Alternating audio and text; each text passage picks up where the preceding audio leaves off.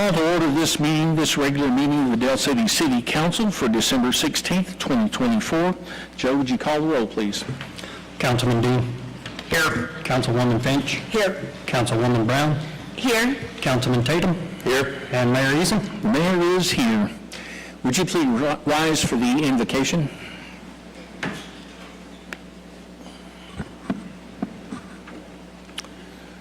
Lord, we come to you today grateful for this great country that we live in, the great state that we live in, and Lord, we're especially grateful for this community, the city of Del City. Lord, just be with each citizen, help them to have a Merry Christmas and get through the holidays in good style. Lord, be with this council as elected officials. Allow us to represent the citizens of Del City, to make good decisions for them, to be discernful, and Lord, help us to give us an understanding. Lord, we just ask that you be with this meeting tonight, make it productive, and Lord, just bless every family represented here. In Christ's name we pray. Amen. Heard the fire chief go. Z, would you lead us in the Pledge of Allegiance, please? Allegiance to the flag of the United States of America and to the republic for which it stands, one nation, under God, indivisible, with liberty and justice for all. You may be seated.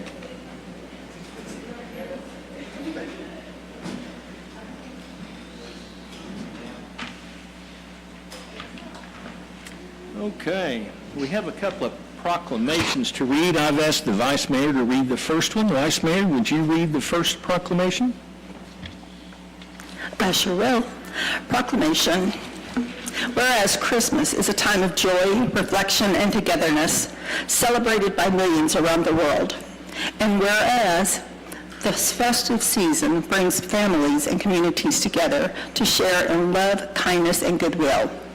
And whereas it is time to remember the values of generosity and compassion that unite us all. Now, therefore, our Mayor Floyd A. Eason, Mayor of City of Del City, do hereby proclaim December 25th, 2024 as Christmas Day. We encourage all citizens to embrace the spirit of the season, foster goodwill, and cherish time spent with loved ones. Are you going to end that with a ho, ho, ho? Merry Christmas. All right, we have one more proclamation. And it is, whereas January 1st, 2025 marks the beginning of a new year, a time for reflection, hope, and fresh possibilities.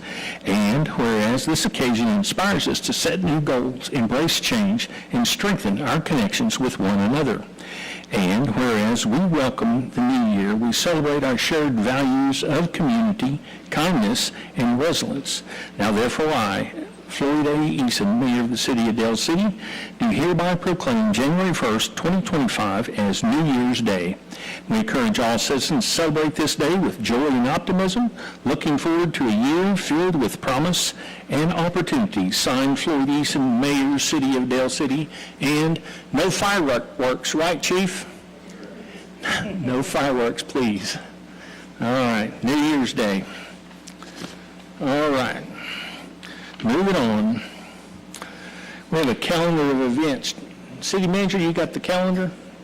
Actually, Kyle, would you like to come up and read Josh's email?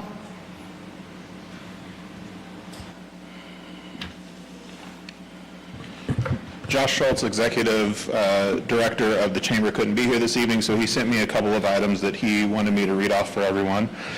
Number one is the great ribbon cutting we had last week for Electrical Solutions, which received a commendation from the governor. It's a great win for Del City. Big shout out to our city and thank you to everyone who came out. Number two is this Wednesday at 9 a.m. we have a ribbon cutting for the merger of Bill Eisenhower and the Sunny Lane Funeral Home. That address is going to be 4000 Southeast 29th Street here in Del City. Number three, January 24th at 11 a.m. Is going to be the legislative luncheon scheduled at the community center. And number four, he wants everyone to know that he's leaving for Guatemala on Thursday the 19th and will be back on January the 4th. So if you need him, please text him. Email is difficult to get there in Guatemala. So that's all for that. He bought a two-way ticket for Guatemala, right? I hope so. Okay. And then the two items I have is just to remind everyone that the all city administrative buildings will be closed on December the 24th and 25th for the holidays, so please either come in on the 23rd or they'll be open again on the 26th. Thank you. All right, moving right along. Item number 4 is public and council input. Is there anybody in the public that would like to address the council on non-agenda items?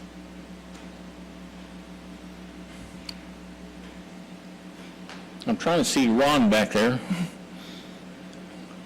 Nothing. Wow. Mark this on the calendar. Yeah. Okay. Mr. Hightower, would anybody like to say anything about a Wednesday morning meeting at the county commissioner's office? Oh, you've got it? Yeah, I've got that from I do, go ahead. Go ahead. When it comes to the county, none of us know what's going on. Turn his. Happy. Hightower, I live at 3221 Epperly Drive. My last information on that is they may be the county commissioners may be changing the meeting to Friday. Now, I don't know, where we're going from there, but... Let me add just a little bit to that. Sure. The meeting that they had last week, they continued until tomorrow, Tuesday. But tomorrow is only going to be an executive session. They are waiting on a response from the city of Oklahoma City to finish that piece of business there. Right. It's my understanding that Wednesday morning at 9 o'clock, they're going to be discussing signing the contract to start construction of the mental health center/jail. And we are encouraging everyone to come out, Right. make your opinions known. If they sign the contract to begin construction, they commit the county to that $800 million construction bill, which the county does not have, which it could possibly bankrupt the county, or it will at least commit the county to the invoice of $800 million, which could have a very negative impact on your property taxes. They are trying to place the burden of the new jail on property owners. If you own property in Oklahoma County, it would be wise to be there at 9 o'clock Wednesday morning. Definitely. Is that what you understand? That was a lot better than I understood. But one of the things that really bothers me is that the AG's office, they came out with a letter stating that the county should win this deal over the suit over the Oklahoma City. Anyway, that's one of the, and they're going by false information. That was the problem. They don't have all the information because they're saying that is strictly and it is an industrial area where the jail is going, but they left out Del City. They don't care about Del City. That just, and That was actually not the Attorney General's opinion. Right. That was a political statement. okay. That's not an official opinion, and it's kind of two different things. That was probably released by some staff and it's not an actual official opinion. It's not a legal opinion. That was just... Right. But it was on his letterhead, though. I agree. It's bad. And he acts like he's backing it or whatever, and it's not the correct information. Mm-hmm. That's the thing. And the reason I came up was because, it seems like there's a core group of people in Del City that you always see doing stuff for this jail or whatever, petition signing. There was always between 10 and maybe 12 people out collecting petitions when we were trying to get Davidson, get him or whatever. And, it just wasn't enough people. We need more people. We need more of the residents out there, guys. And I want to speak to the veterans. I'm a 22-year veteran from the United States Air Force. And, we've got a lot of veterans in this area, and I'd like to encourage all you veterans that are retired to come to this meeting. I mean, my gosh, we're fighting for Dale City. This is my, I've only been here for a little over 4 years now, but this is my city. I love this little city, and I don't want a jail. This is not something that we need by us. If it was a good thing, you'd see Edmond with their hand up wanting it. You'd see Nichols Hills with their hands up wanting it. This is not a good deal for us, and we need to fight it tooth and nail. And I appreciate the opportunity to come up here and do this. My granddaughters, Peyton and Drew, they go to Townsend, and last summer we were discussing the jail thing, and they overheard us, and they said, no, not a jail, not by us, not by this area. And this is what they said. They said, Happy, we don't want that jail because if somebody gets out, we're going to be on lockdown at school. Yeah. And we won't get to go to recess. That's a pretty profound statement, really.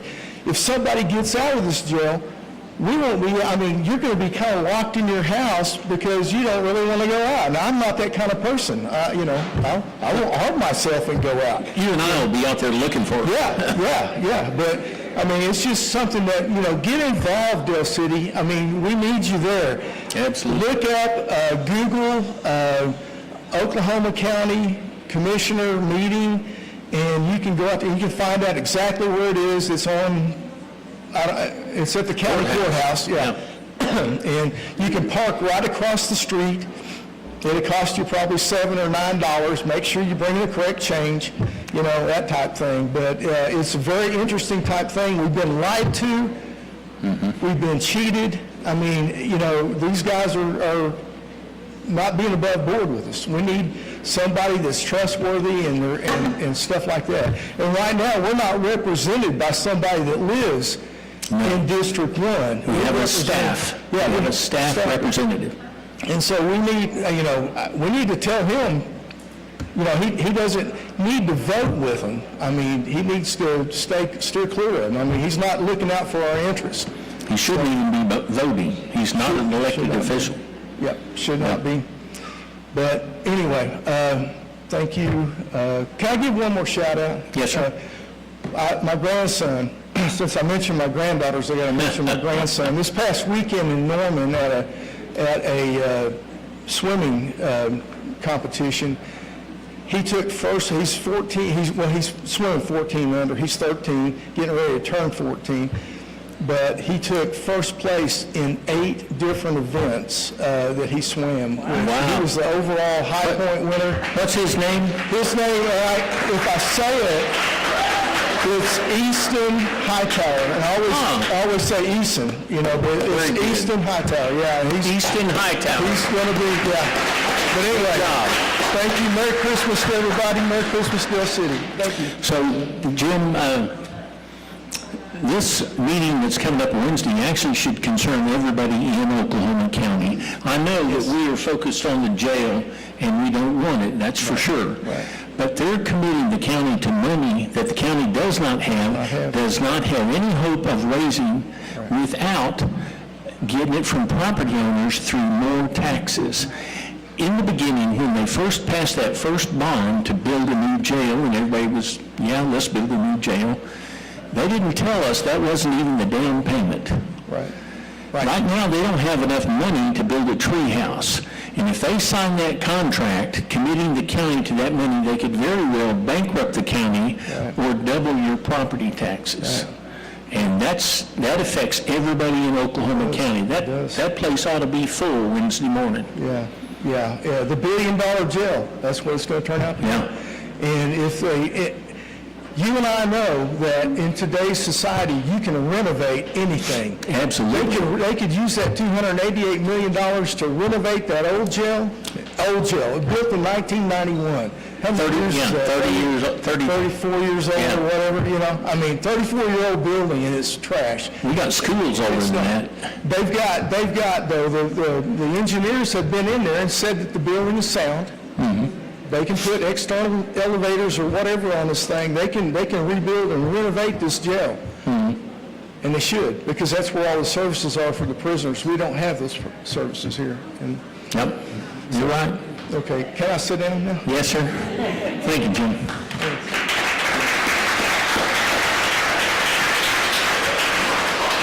Gina, do you want to comment on this topic before we close it out? Good job. He did. That's it.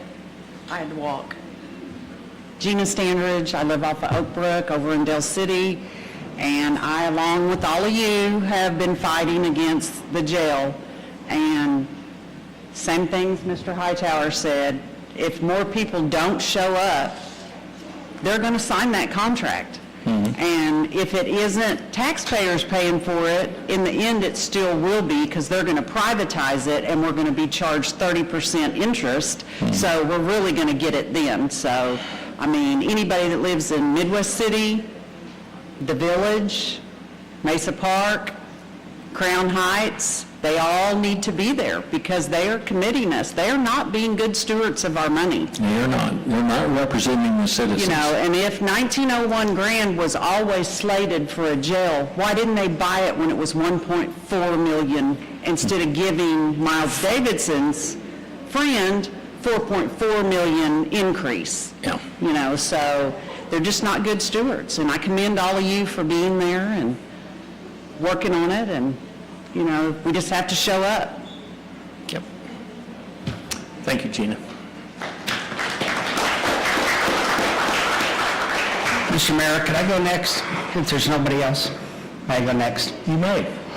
So I got a call from a constituent of mine who lives in Oak Brook Apartments. And Oak Brook Apartments is right across the street from where the land is for the jail. The jail was previously, where the jail site was, used to be where Camelot Housing Authority was, which is a public housing authority, which after they put it in, and after 4 to 5 years, the county and the city gave up on it and allowed it to basically go completely really bad. And the majority of them who ended up moved towards the Oak Brook Apartments. The Oak Brook Apartments is one of our highest response times, one of our worst, or basically uses a lot of our resources of our police and our fire departments throughout their life. Attention. And so this lady is complaining that she is not safe there. She is not, she has lots of problems with, different problems in the apartments, as well as that she has lots of mice and rats and other things that's going on in the unmaintained house parts. So this jail that started off previously as the last time that the county and the city decided to go and throw something on our doorstep has ended up resulting in the Oak Brook Apartments. Just imagine what the jail is going to end up for our future people who live here. But with that said, I would request that the city manager, direct the code enforcement to go over and take a good hard look at this place and possibly bring up whether or not we need to look at public nuisance for this apartment. All right. Okay. Anybody else like to address the council on a non-agenda item? I just got to throw this little note in. Z, did you see these little police cars the police department's handing out tonight? They're really nice, aren't they? I'm going to set mine right there so you can see it. All right. Is there anybody who'd like to address the council on another issue? Seeing none. Councilman Tate? First of all, Chief Berger or Chief Z, if you would, just kindly ask the folks to whisper out here in the lobby, if you don't mind. Keep their voices down just a little bit. Okay. Second, I wanted to say that the city manager and I made a personal visit to a house on Spring Creek.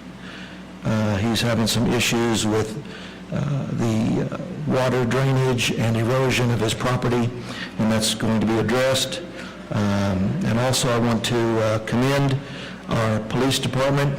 They received a letter from CLEAT that was highly thankful of some things that they did involving CLEAT, so I wanted to commend them. In addition, Chief Z, I also commend the fire department for everything they do. So Okay. And whether this meeting at the commissioner's office is Wednesday or Friday or Thursday or Saturday or Sunday or nighttime or Christmas Day, I will be there. I was not put in this seat just to sit here. I am fighting for Del City, and I will continue to fight for Del City. With my last breath, this is my home, and I love it. And I will be there, and I'm going to let my voice be heard. And I encourage everyone here and everyone who's listening tonight to go down to that commissioners meeting and let them know exactly how you feel that you don't want that jail at 1901 East Grand. Thank you.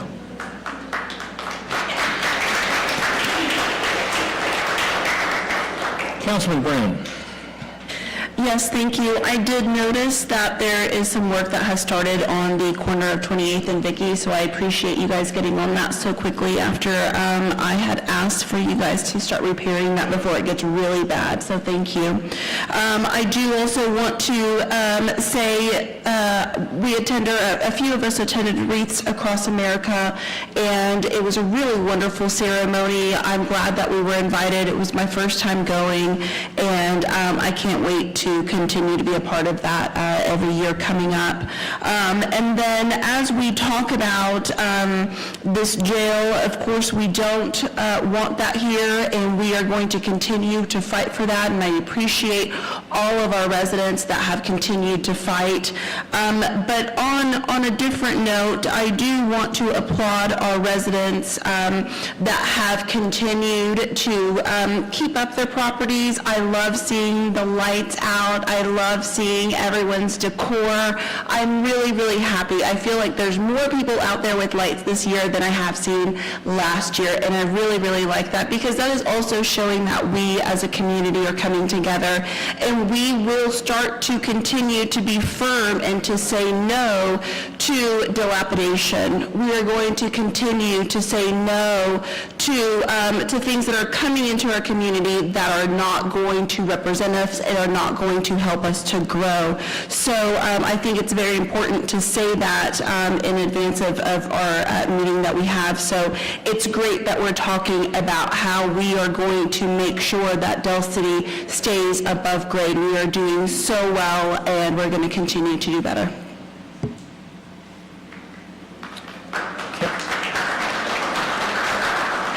Councilman Finch. All that I have is that I drove by High Spirits yesterday, and there's a pile of limbs that's on the east side. I don't know if the landscapers left it or if somebody has piled them up and just left them. If Public Works could pick those up, that's it. Councilman Dean. I think it's important for the county to know if they are successful in their lawsuit in Tulsa to get to be able to build the jail there, that is just the building permit. At that point, we will then pull our trigger and file the next lawsuit, which again, it is against Oklahoma statutes to build the law there. That's a position. And so this is not such an easy thing for the city or county to think if they can get past this January time that they're going to get to build. There's a whole nother lawsuit that is going to go into the Supreme Court of Oklahoma to decide. So that's the next part. All right. Moving on, city manager's report. Okay, before I get into my side for the jail, Mayor, you had a tree lighting last Friday, or week ago Friday, right? That was great. And thank you to the staff that did all the decorations. That was amazing. I just wanted to report what a great success it was. Everyone did an amazing job. We want to give a special shout out to our donors that helped provide the gifts to our children, the volunteers that worked on this, and of course the city staff. And I want to give a special shout out to everyone here at the council for the awesome work that you all did. And it has been recommended that Michael Dean and Claudia Brown do a karaoke night coming up, since you all did such a great job with caroling. And Scott. Yeah. Scott was amazing. So that all went, that went fantastic. So thank you all. Thank everybody for everyone that came out to that and took care of that for our children. That was fantastic. In addition to that, we had a great coffee connection that morning where we got to have folks from the chamber come out and kind of get a preview of what we were going to do that night, and everybody was very impressed with that. So thank you all so much for everything that you all did on that day. So moving on to the jail to make sure that everyone has the most up-to-date information. As they had stated about the AG's opinion, it was not a true opinion. It was just a letter that was written by one of the staffers. It was discouraging, I do understand, but I do want to make sure everyone, this is reminded, if we didn't need to permit it, then why did they have to permit it in the 90s? If the law was good then, the law is good now. There's precedent that has been set. Those things weren't even reviewed in that letter, so just please make sure that we stay the course. The Board of County Commissioner meeting, according to their online system, the meeting is set for Friday. Please keep track of us. We'll post it on Facebook when we can and get it out to the folks if there is something on Wednesday versus on Friday, and we're monitoring that as much as we can.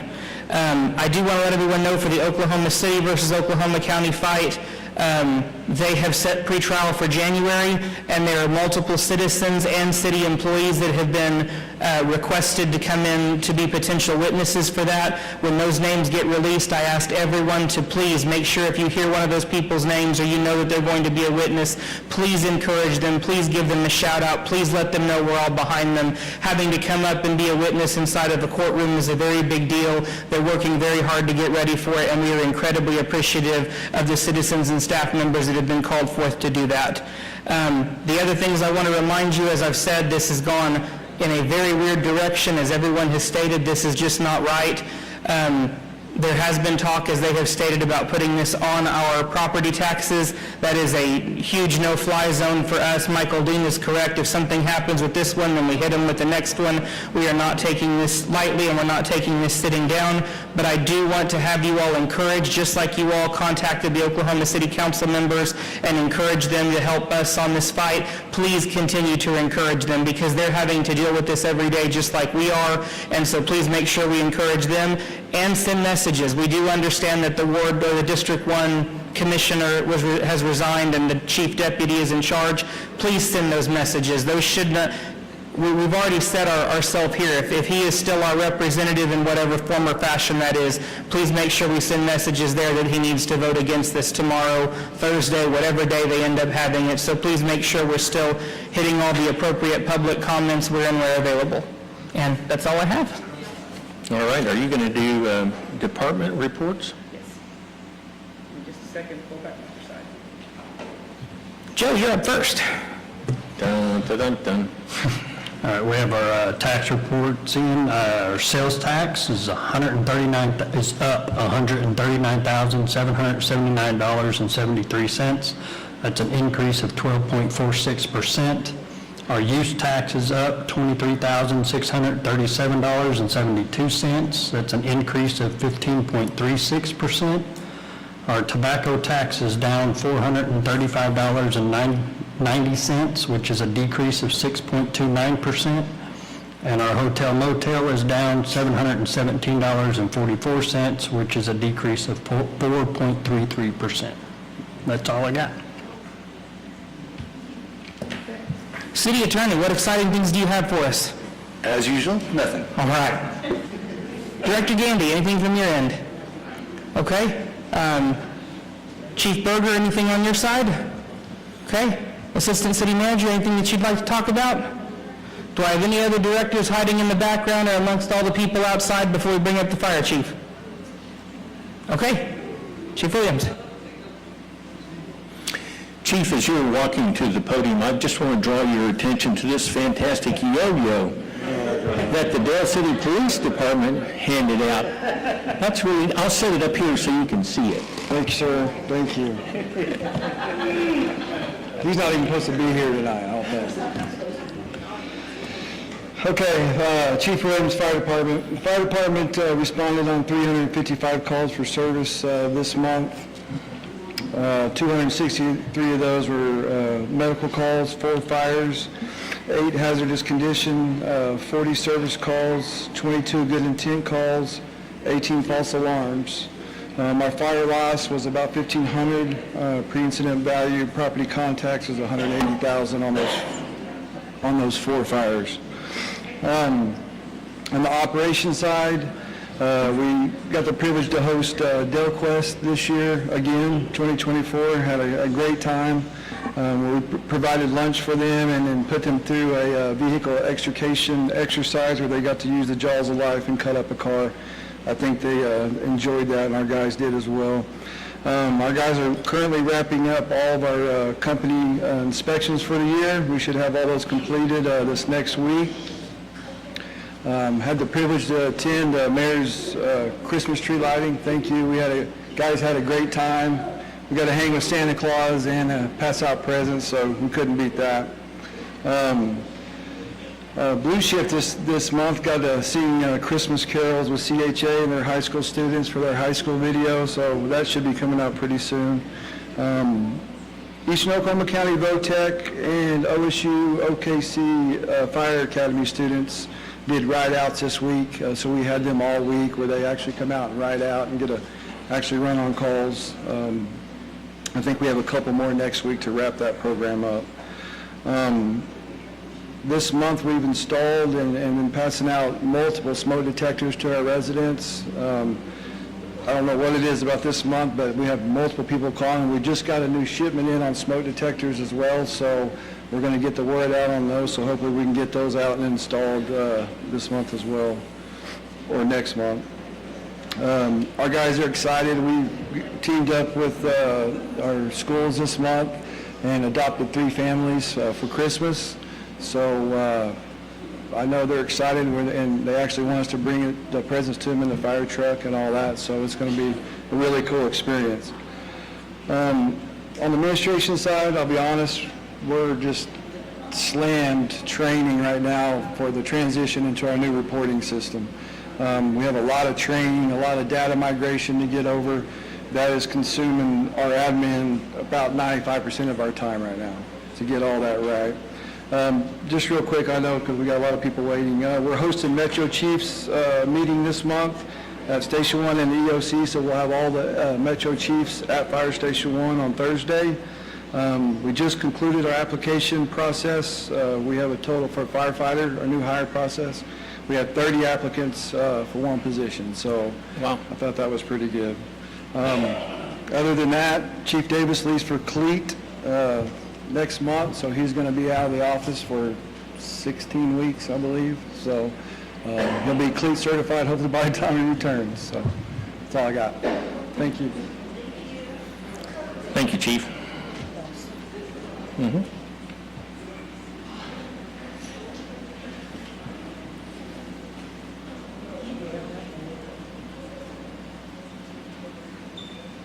Okay. All right. Are you done, City Manager? Yes, sir. All right. Chief Williams, as I was going through there writing some notes on your report, I realized I was using this brand-new Dale City Police Department pen. He's really write nice. Did you get one?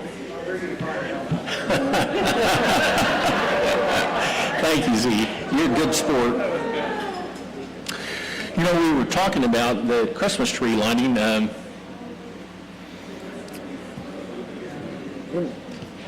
We had some other people we needed to thank, and I didn't get it. Yes, I thought it was Tony Alexander. Tony, thank you for your help with the Christmas presents. You know,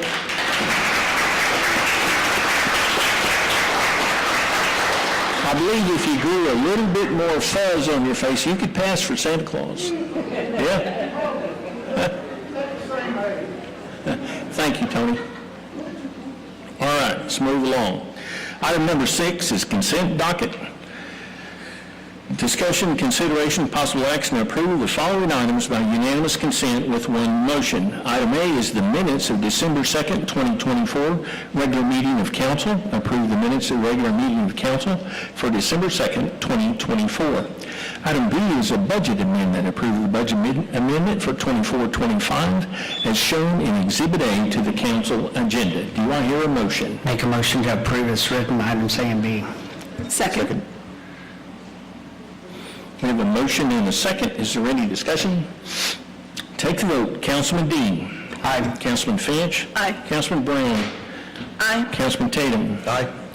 Mayor votes aye, the motion carries. Move on to item number 7, recognition, Deck the Yard. We're going to do this by award. Deck the Yard, Dell City winners. Presentation and discussion regarding Parks and Beautification Commission announcing the Deck the Yard, Dell City winners for December 2024. We're going to start with Ward 1. Michael, would you like to walk down with me?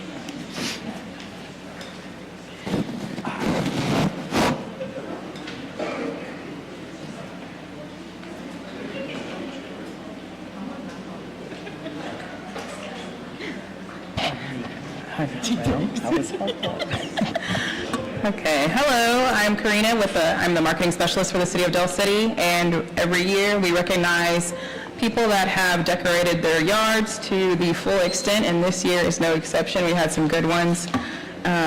Here we have Cindy from the Parks and Beautification Committee and Mayor. We'll go ahead and play the video. We've got a few snapshots that they went out and took pictures of, and we can present them with certificate.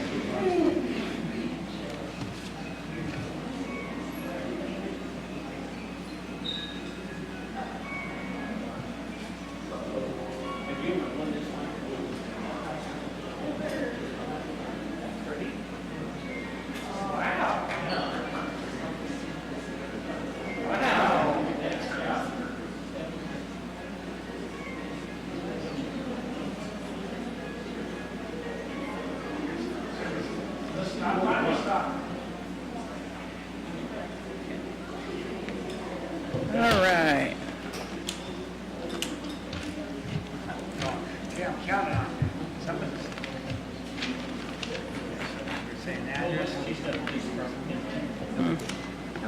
Yeah. Did you want to announce who they are, or do you mind? Okay. And All right, I let's have- start with the names. Willard's Wholesale Roofing Company.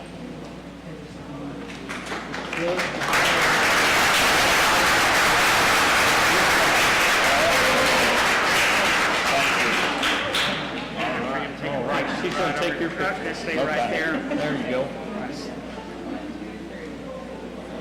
Thank you. Good job. No, this doesn't really name the winner. This just gives the address. We need you to speak in mic, sir. All right.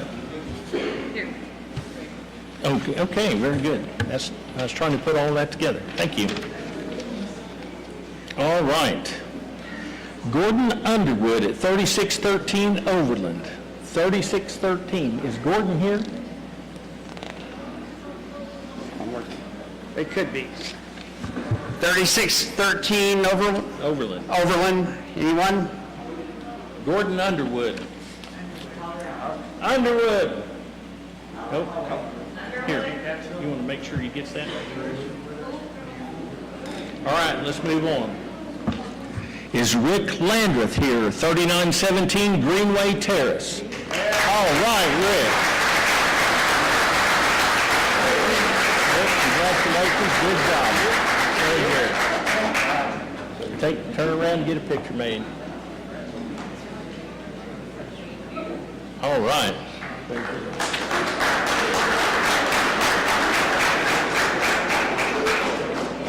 Now we're looking for Jeffrey Hamrick at 4206 Sunnyview Drive. 4206 Sunnyview Drive. Have you got that? I don't have that. Okay. Ward 1. 2 out of 4. Let's move on to Ward 2. Pam, come on down here.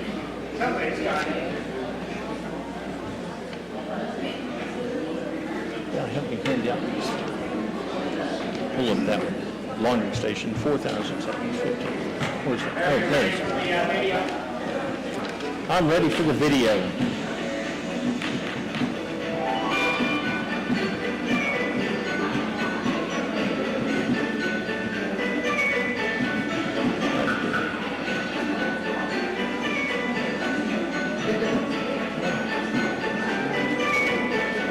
All right.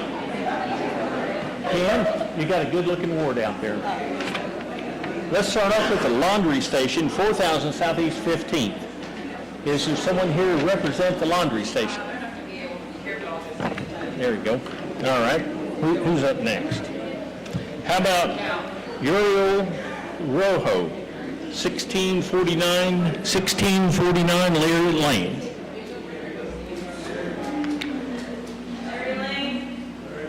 Larry Lane? Nope. Pam, you're not doing too good here. Keith Dietz, 3224 Southeast 22nd. All right.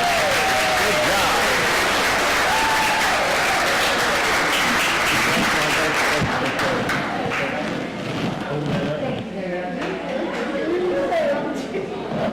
Smile for the camera. Tim, where are you? Where are you? Okay. 4, 5, 6. Get together. Okay, now we're going to move on. We're going to move on to 3013 Kaylee Lane. That is Tina Gray. Is that it? Tina Gray, are you here? Tina. No, here you go. Okay, let's go on to Ward 3. Ward 3. Claudia? You want to roll Ward 3? Go Ward 3! Woo!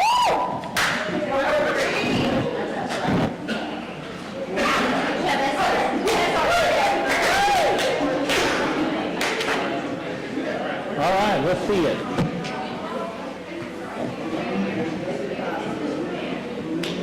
Oh, yeah.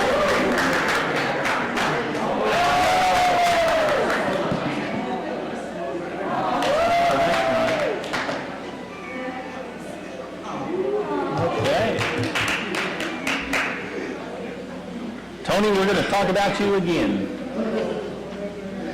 American Telecom at 4412 Southeast 29th Street.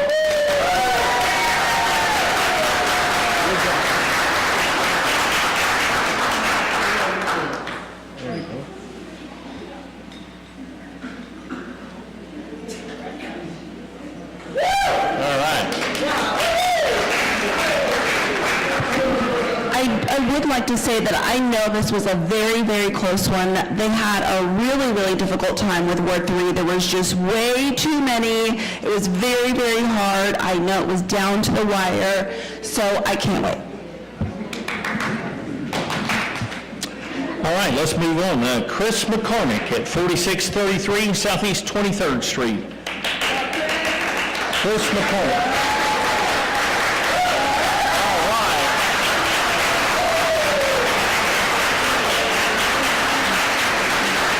Hello, stranger.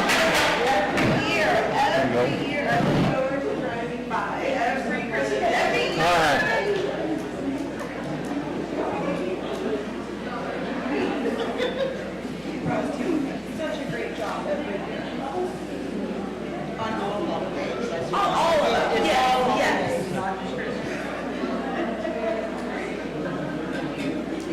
All right.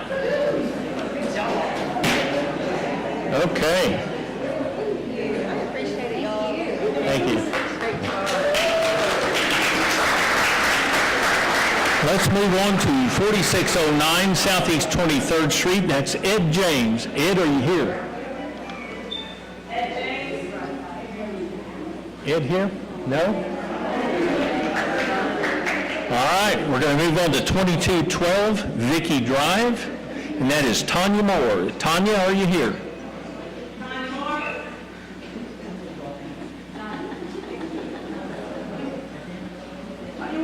All right.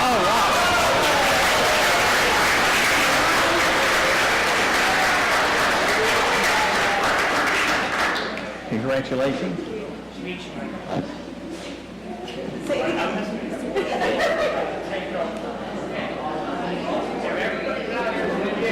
Thank you.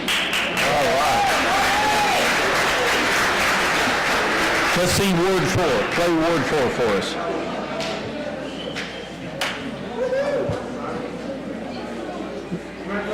Are they not here? I'll announce it anyway. Hit play. Now, before this begins for Ward 4, the biggest and, might I add, the best ward in Dale City. So whether the folks are here or not, I want to hear loud clapping, stomping, and hooping and hollering for Ward 4 for everybody. I do want to say, everybody I've seen so far, it's absolutely beautiful. Thank you all for doing this. This is absolutely wonderful. Thank you, Mr. Mayor.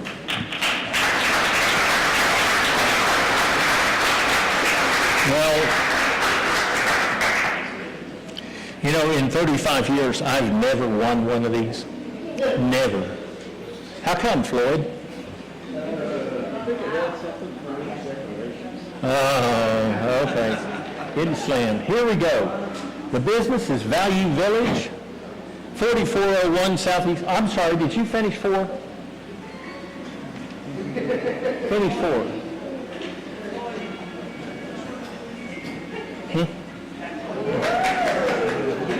Very nice.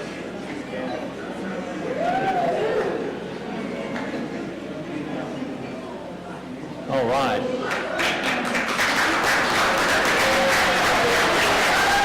Is Value Village here? Is anyone from Value Village here? Moving right along. All right. Anna Maria Ramirez at 205 Branch. That is gorgeous. 205 Branch. No? Nice job. Let's move on to 4301 East Fairview Street, Jean White.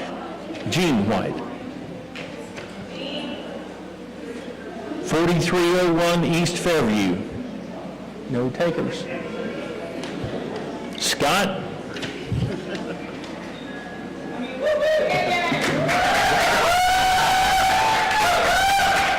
We're still out decorating. But let's give them all a round of everyone, a round of applause. We're not done yet. Veronica Alvarez at 5417 Southeast 4th. All right. Yes, congratulations. All right.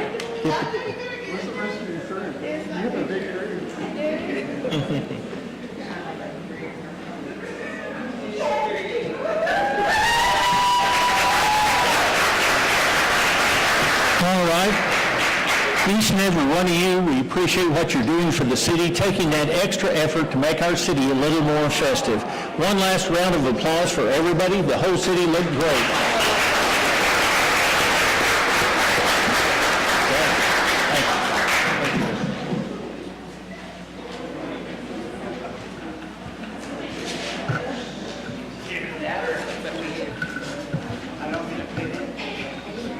Oh, okay. How many you need?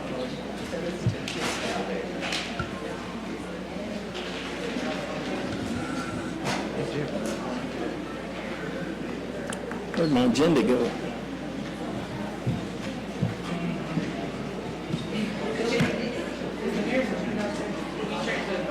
Oh, I bet it is. You got an agenda? Let me see your agenda. Number 8. Thank you. This one has notes on it. Okay, we're up to item number 8, proclamations. That's what the aisle, or that's why the hallway is so full. Proclamations. Community service to the city of Dale City. Item A is presentation and discussion regarding a proclamation to University of Central Oklahoma students joining together to assist the Community Center and City Hall beautification on November 2nd, 2024, in appreciation of their community service endeavor. This is a proclamation that we have. I'm going to read it real quick. Whereas the beautification of our community is vital to fostering pride, unity, and a welcoming environment for all who live and visit in our city. Whereas students from the University of Central Oklahoma have demonstrated exemplary dedication by volunteering their time and energy to enhance the appearance of our city through the care and maintenance of flower beds in public places. Whereas their efforts in caring for the city's public spaces have brought joy and aesthetic value to our citizens, visitors, and local businesses. Whereas these students exemplify the values of selflessness, collaboration, and service, inspiring others to take an active role in the betterment of our community.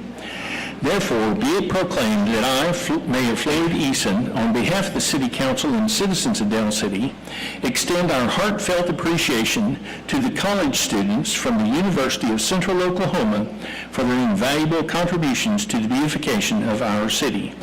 Your work in preserving and enhancing our flower beds has made Del City a more vibrant, inviting, and connected place to live.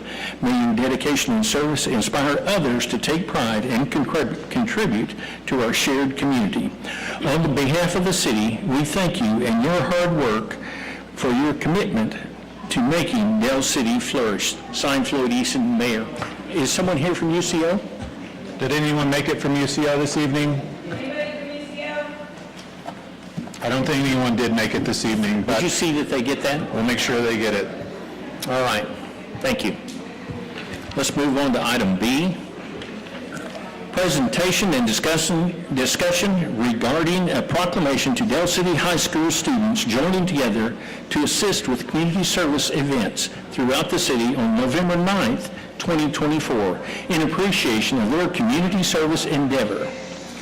All right. Is there a you got 5 representatives? Give me another coin, would you? FCCLA,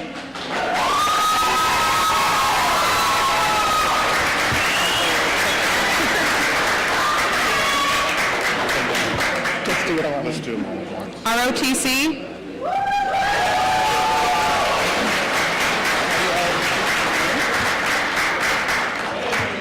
softball,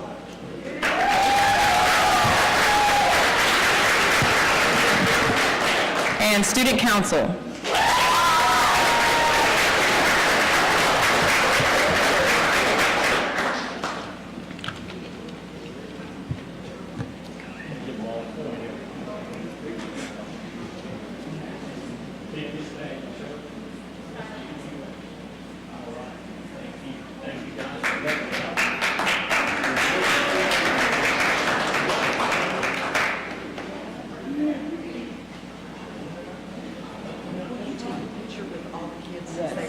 Yes. And just to let the audience know, there were 63 students that helped do community service throughout the city of Del City. There were students that trimmed the crepe myrtles on Sunny Lane. They also organized a community scavenger hunt, painted the high school's English department, and helped with the flower beds. All right. So if we could give them a round of applause.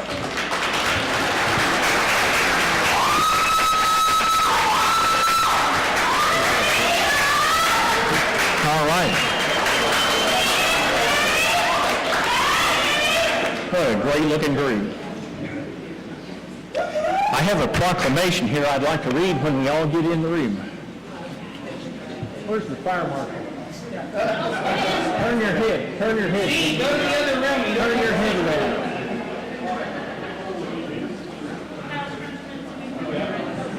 Everybody scrunch in so we can get you all in here.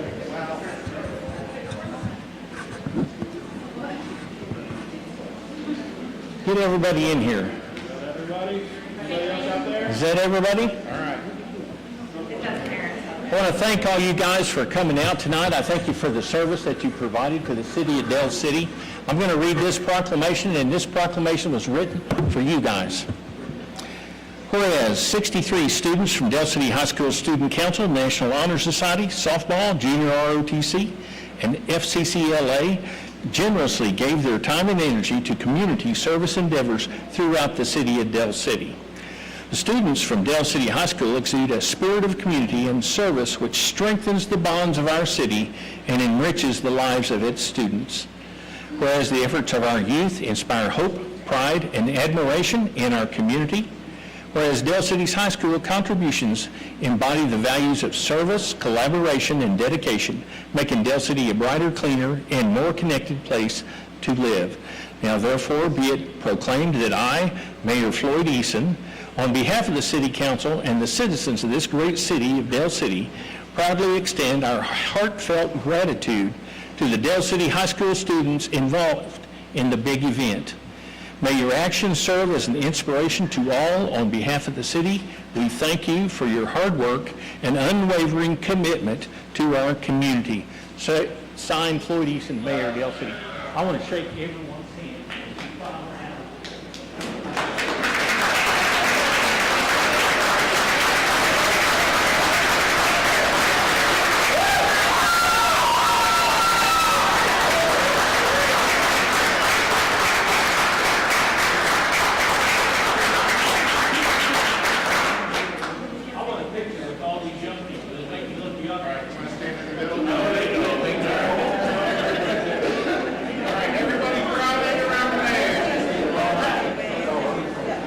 Come on, Pam, come on, we're going to be in the back.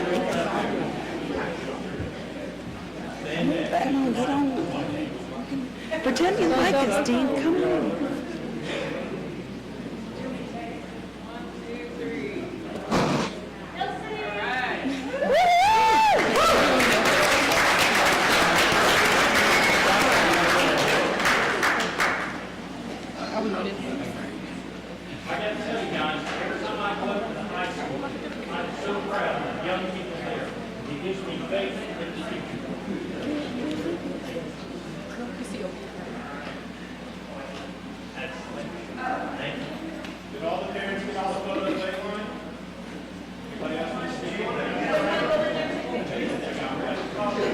That is a group.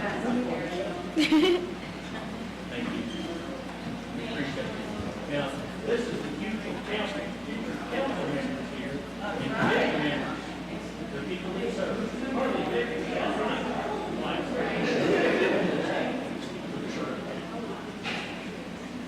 All right, thank you guys. Appreciate the effort, appreciate the time. All right. Okay, Thank we're you. all welcome to stay for the rest of the meeting, but if you want to get out of here, I know it's school night. It's not as exciting as this. Back in the back. You don't have to stay the whole meeting. Thank you.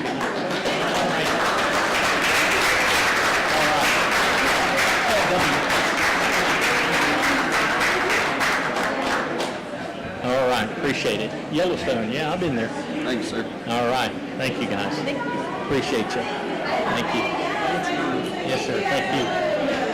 Tell John hi. What a great group of kids.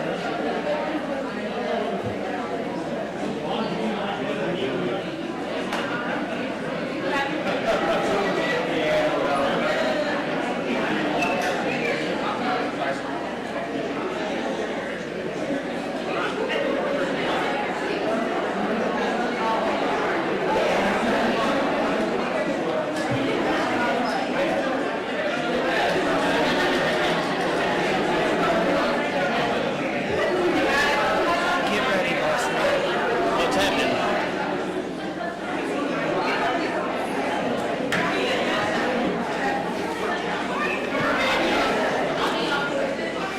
Okay. I'll ask for a motion to go to DCMSA. I think we just witnessed the spirit of Dale City right there. The future, that's the future of Dale City right there. Every time I go up to the high school, I am so impressed with those young people, how polite they are, how considerate they are. You know, it's just amazing. You hear stories about wild youth. We don't have them. We got a great bunch of kids. And it's all the teachers and the counselors, and especially John Kelty. Man, that guy has so much enthusiasm, and he is such a mentor to some of those kids. They're really doing some good work at Dale City High School. Okay, at this time, I would entertain a motion to recess to the DCMSA. I'll make a motion to recess to the DCMSA. Second. We have a motion and a second. Is there any discussion? Take the vote. Councilman Finch. Aye. Councilman Dean. Aye. Councilman Brown. Aye. Councilman Tatum. Aye. We are now, Mayor votes aye. We are now recessed to the Dale City Municipal Services Authority.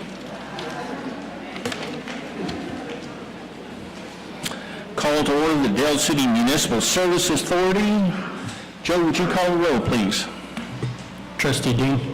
Here. Trustee Finch. Here. Trustee Brown. Here.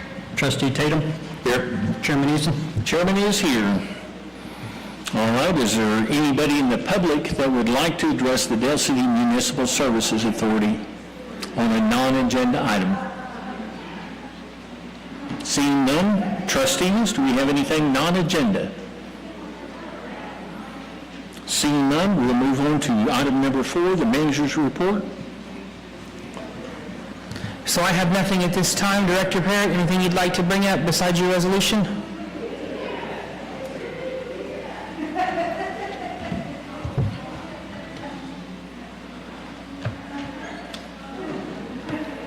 Hi, Brittany. I'm good.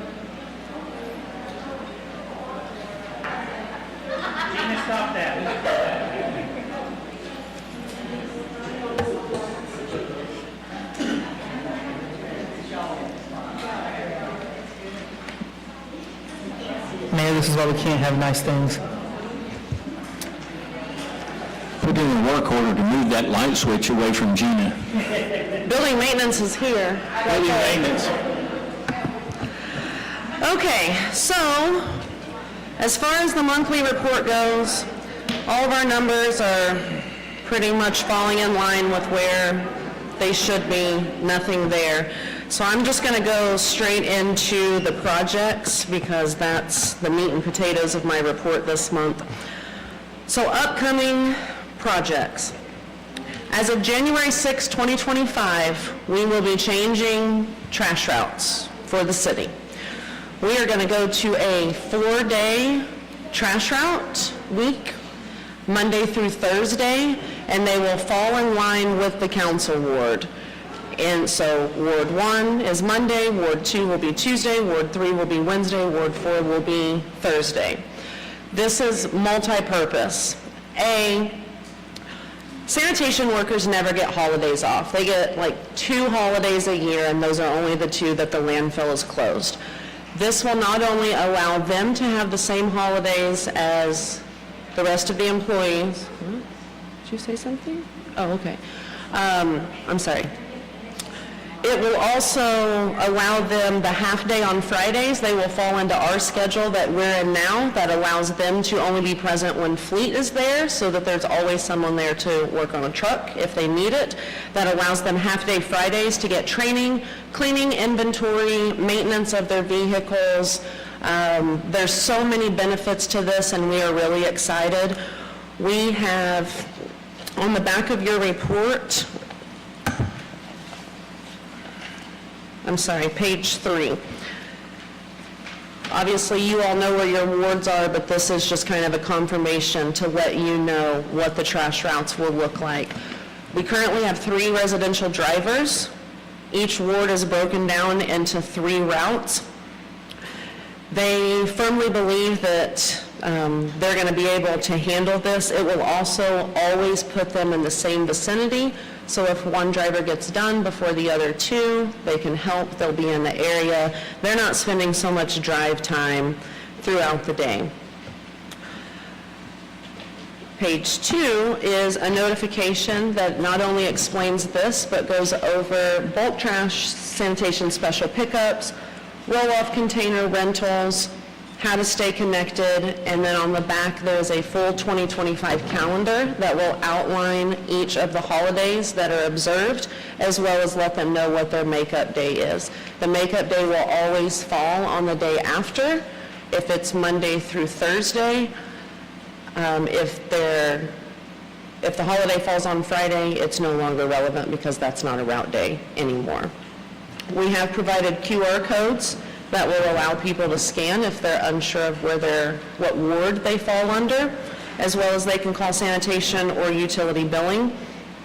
That's another thing right now with how convoluted the trash routes are. When someone comes in to set up service, utility billing cannot tell them what their trash day is. They have to wait until sanitation processes the work order and they deliver a packet letting them know what their day is.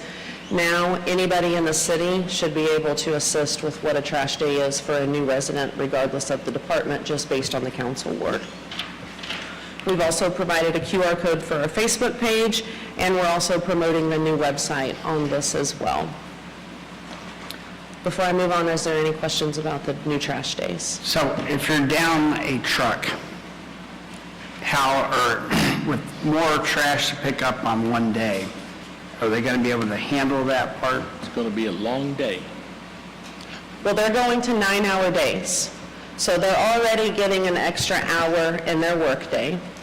Our goal is to always have 4 trucks, so we always have a backup. So even if one truck goes down, we will still have another truck. With the drivers that we have, I still think they could get, even with 2, I think they could get an entire ward done within the 9-hour workday. With 2, okay. Yep. Very good. This might take a little time for people to catch on to this. I'm sure you've thought of that. If they do miss a date to have their trash picked up, will the city be offering to come out and pick it up, or will they have to wait? So we are actually going to hand deliver these notices to every door in the city and tape it on the front door. That way, we're not relying on the post office to get this information out. We're not relying on Facebook. Those will be supplemental, but we will personally ensure that every resident gets this notice. So once we do that, if there is someone who missed a day, we will probably take that on a case-by-case basis simply because we will know that we hand-delivered the information to them. So, I think the councilman will go out and pick it up if the... so the 5 of us have gone out and knocked a tremendous number of doors. To go and put one on every single door is a tall Yes. order. Put it on the trash cans as they go through. It is, but the good thing is that this is not just going to be a public works task. Kelly has graciously offered people from City Hall. Some people will be voluntold. This is going to be a citywide effort, probably over the course of 5 days. We will break it down into zones to get the delivery done. So with all this extra work, is there lots of stuff that's going to be on this same notice to tell them about how to get their bulk trash done? Yes, we do explain the And bulk so maybe we trash should here. highlight that part to say that if you leave any more trash out there, we're going to, Yes, we provide that information. Placing bulk trash at the curb without completing the pickup request will result in a code enforcement violation. yeah, thank you. Will this affect your commercial pickup? No, this is residential only. Commercial drivers have made it very clear they do not want to alter their schedule. They're 3 a.m. to 11 a.m. Monday through Friday, so they're okay staying there. Good. Okay, that was easy. Another project we have upcoming is we are working with Chief Berger and the Police Department to schedule an on-site auction for all approved surplus items up to this point. Chief Berger has us going through propertyroom.com, and that's where things will be listed for sale. So can't wait to get all of this stuff out of Public Works. That's exciting. HR is currently working on new uniform options for Public Works with the rebrand, so we're really excited about that. Ongoing project, we are currently reviewing the current contracts for landscaping and the right-of-ways to evaluate the needs of the city. The street department is out in certain areas.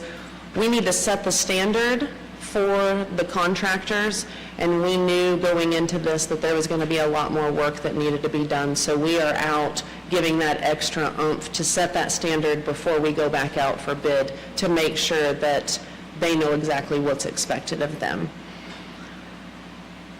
Utility line maintenance will continue to identify remaining 216 service lines in the upcoming months. Councilman Tatum, you would have been the only council member who had constituents to get this notification, but if you all will remember, back in October, we had to submit a lead line inventory that was required by DEQ, and part of that was that any service lines that was identified as an unknown, we had to notify the residents. So we took a letter that was written by DEQ. This was not our letter. This is the standard verbiage that every city in the state is using. And we notified people that it's unknown. We are trying to make it very clear to them as they call with questions that this in no way means that they have lead service lines. We have no reason to believe that there is lead anywhere in the city, but it is simply because these are 216 houses that we do not have pictures through the AMI system where we can pull it up and say 100% we have proof that your service line is ABC. So that is something that we will continue to work on.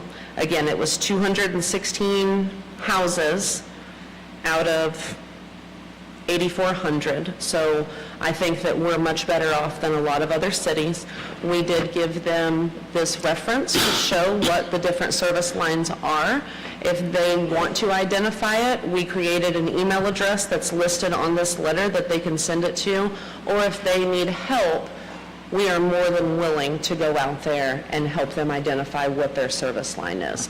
Now, to be clear, the city is not taking on the project of replacing any service lines, but we can help them identify them.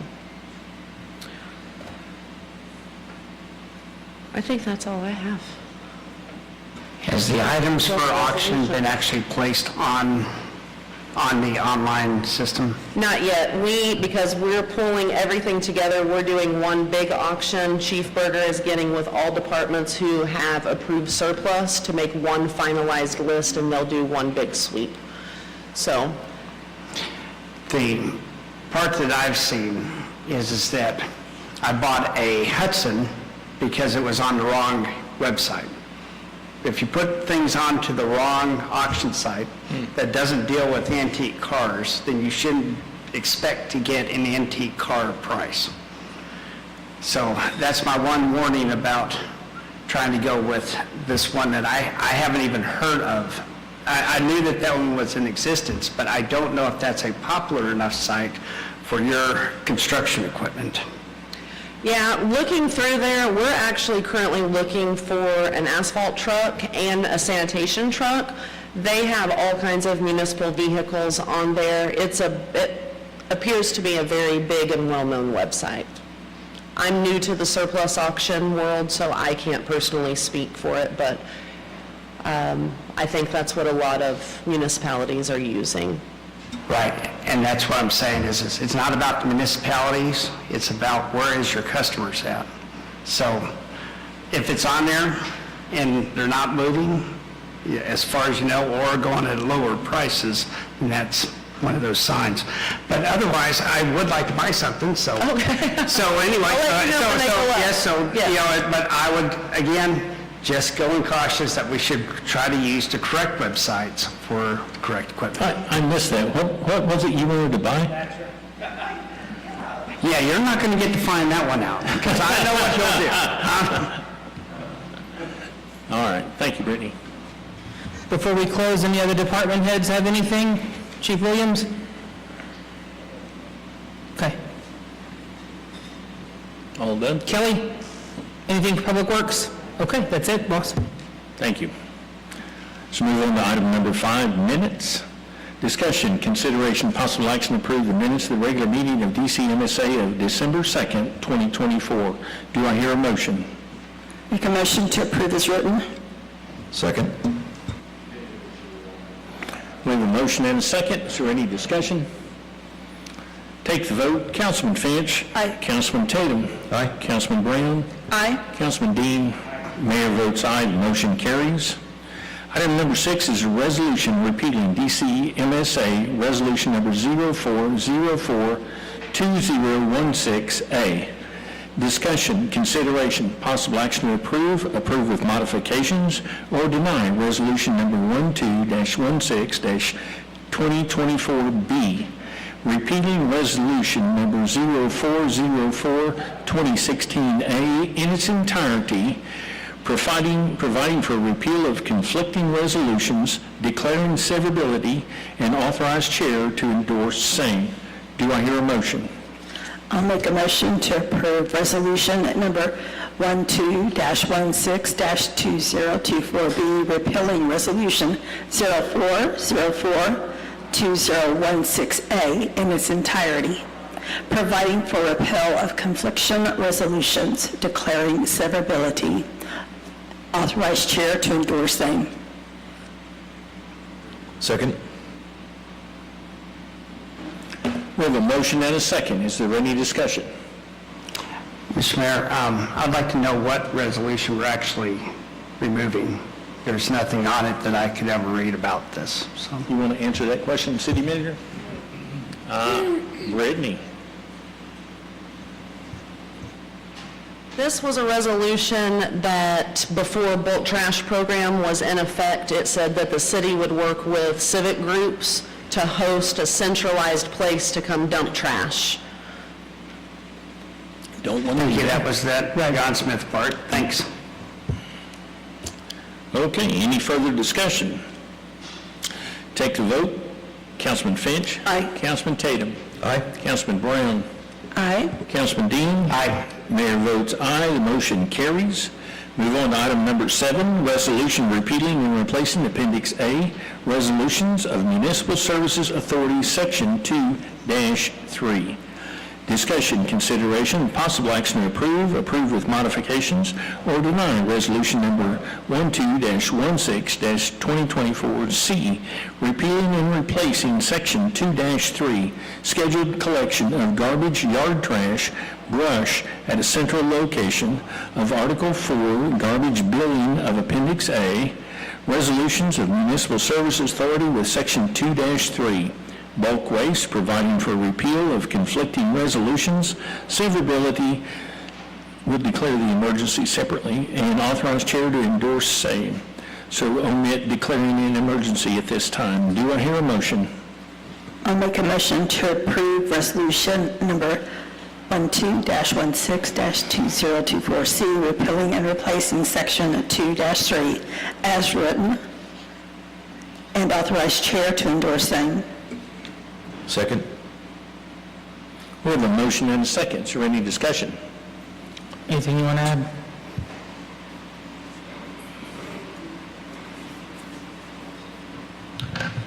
I know there were a couple questions about a couple things in this resolution. Why we are limiting it to 8 cubic yards with the additional fee is 2 reasons. A, we firmly believe that anything outside of 8 cubic yards, anything bigger than that, steps outside of the scope of the intent of the bulk trash program. The other reason is because we are adding this to the utility bill, we're already kind of running on an honor system, so we had to kind of cap it, trusting that that utility bill will be paid, because we always have to think about people putting everything out. Then they move out, they never pay their bill, their deposit isn't enough to cover it, and then we have a lot of outstanding debt. The other question that was brought up was on the unacceptable waste. On the back, items resulting from natural disasters, floods, and tornadoes. The reason, this has always been on the unacceptable waste list, even whenever we contracted bulk trash out. The reason for that is because if it is an actual flood, we're not talking about backed up drainage when it rains a lot. We're talking about an actual declared flood or tornado. We do not want to run that through the bulk trash program, because oftentimes FEMA will reimburse us for that pickup, and we do not want those pickup numbers to fall under the bulk trash program. They need to stay separate. So that's why that's listed on there. So the problem that I have is about a year ago in Mr. Tatum's ward, he had a little wind event come through. And then there was a long period about deciding about what we're going to do or not do. And it's, you know, to be able to get rid of 8 yards of trash would help a lot of people. But what ended up happening is there was no natural disaster, there wasn't anything else. It just seems that having that part down as a natural disaster limits people, you know, is going to make people go, well, there was that wind event, it was on the news, and so whether or not we should pick it up or not. That's going to have to be handled on a case-by-case basis. We don't have those sorts of event as a routine nature. Right. And so that will be handled on a case-by-case basis. What we're looking at here is to reduce the amount of waste that sits at the curb for extended periods of time. That's what we're trying to accomplish. Right, and Councilman Dean, if you see item number 3, it does say that the trust manager is authorized to adjust the service dates and operational processes. So I would think that in those one-off cases, that would fall under number 3, where the trust manager could review that and say, we're going to handle this way, not through the bulk trash program. And on the construction and demolition debris, is if you're out there and you're building yourself a little small shed and you end up with a small amount of wood left over and so forth, and you put it out there and now you got like some 2x4s and you got some other stuff that needs to be picked up, how do we decide on this part as it's written, construction and demolition debris, i.e., concrete and rocks, which that's what you're trying to prevent. You're trying to prevent concrete, rocks, and dirt. But saying that construction part is another one of these things that's can, lead to confusion amongst the drivers, amongst the population about whether or not can you get rid of it that way. And again, that's something that has always been in there since the beginning of bulk trash. And it's been in there as concrete and rocks, and that particular is stated that way. I don't believe that I've ever seen the construction and demolition waste or debris. And so if you're making a very broad statement when we're trying to prevent a very narrow amount of things from going into it. I think that's something you can handle on a Yes, case by case. that is something I will take and correct. Okay, so going back to the 8 cubic yards. So we're going to stop at 8 cubic yards. We got this mailer that's going to go out to everybody. Does it talk about 8 cubic yards as the stopping point? Because, if you end up with 8 cubic yards, that is too much for bulk trash, and you need to, and you should be making other arrangements. And so, We do not specify, I will add that in, up to 8 cubic yards.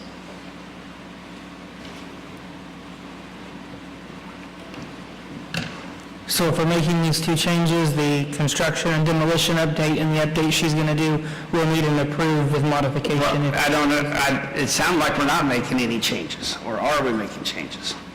The construction verbiage has always been there. On every notification. I pull this verbiage from every notification. We use the same one, we just always change the date. So what the notification said was always the same. So that has always been there, and I don't know of a problem that's ever come up from that. Excuse me, in the event a problem comes up, that would be a question for the city manager or the trust manager, and they have the authority to make a judgment call case by case. That's not something that's going to happen every day.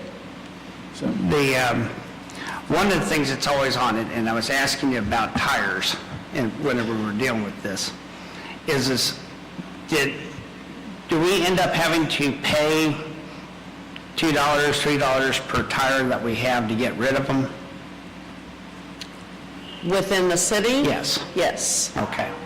So whenever you guys have an old tire, it does cost us that part. Correct. that's cheap. All right. So. All right, any more discussion? We have a first, I just want to make sure, since we are discussing, I would like the construction material to be specifically picked up by, I would want them to call and say, I'm doing construction, I'm going to need a special container for construction stuff. And that's really where the Typically- roll-off rentals come in. exactly. yeah, Typically, a construction site will have a roll-off box. but Most you of can them, that's order- what I'm thinking, they should just get a roll-off at that point. Yeah. So, but is the roll-off containers, I'm sorry, I keep adding to your letter, is the roll-off containers in your letter that says, if you're beyond, if you think that you're going to have so much stuff that is going to, call and ask us for a roll-off container, and as of 2025, this is the prices for your roll-off container. The way that it's worded on the notification is Del City Sanitation offers 20 and 30-yard roll-off containers for rent. Restrictions apply and depends on availability. Please contact sanitation for details. And you might just put down there, this would be for after that 8, somehow to tie those two things in for after the 8, or move your letter around, so people fully have that part, and we can say, just refer to that letter, and refer to the website that has it. Thank you. Most major construction sites have other code issues that they have to adhere to. Silt fencing, debris removal, tracking mud out onto the public roads, and all that is usually addressed through the code department. Is that right, Kelly? And inspections. So that's not typical curbside pickup. That is a special case, and code enforcement takes care of that. So over next to Miss Brown's board, there's a house that's put out stuff that goes down the entire driveway, about 8 foot, 10 foot wide, that needs to be picked up. That's not a building code. This is not one of those things. And again, that's whenever we need, look, you got that much stuff, call for the roll-off, and, That's something that code enforcement, Yeah, neighborhood can do it. enhancement can look at. yep. Okay, thank you. But now, people won't be required to get a roll-off, they can still take... Absolutely not. Right, okay, can you make that clear in the letter too? They're not required to get a roll-off, they can take it to the landfill themselves, right? However, if you don't get the roll-off, then we can basically send in the other guys to charge you $2,000 to do it for you with the abatement. So I don't know, you're not required to, but you still have to get rid of your stuff and clean up the city, so.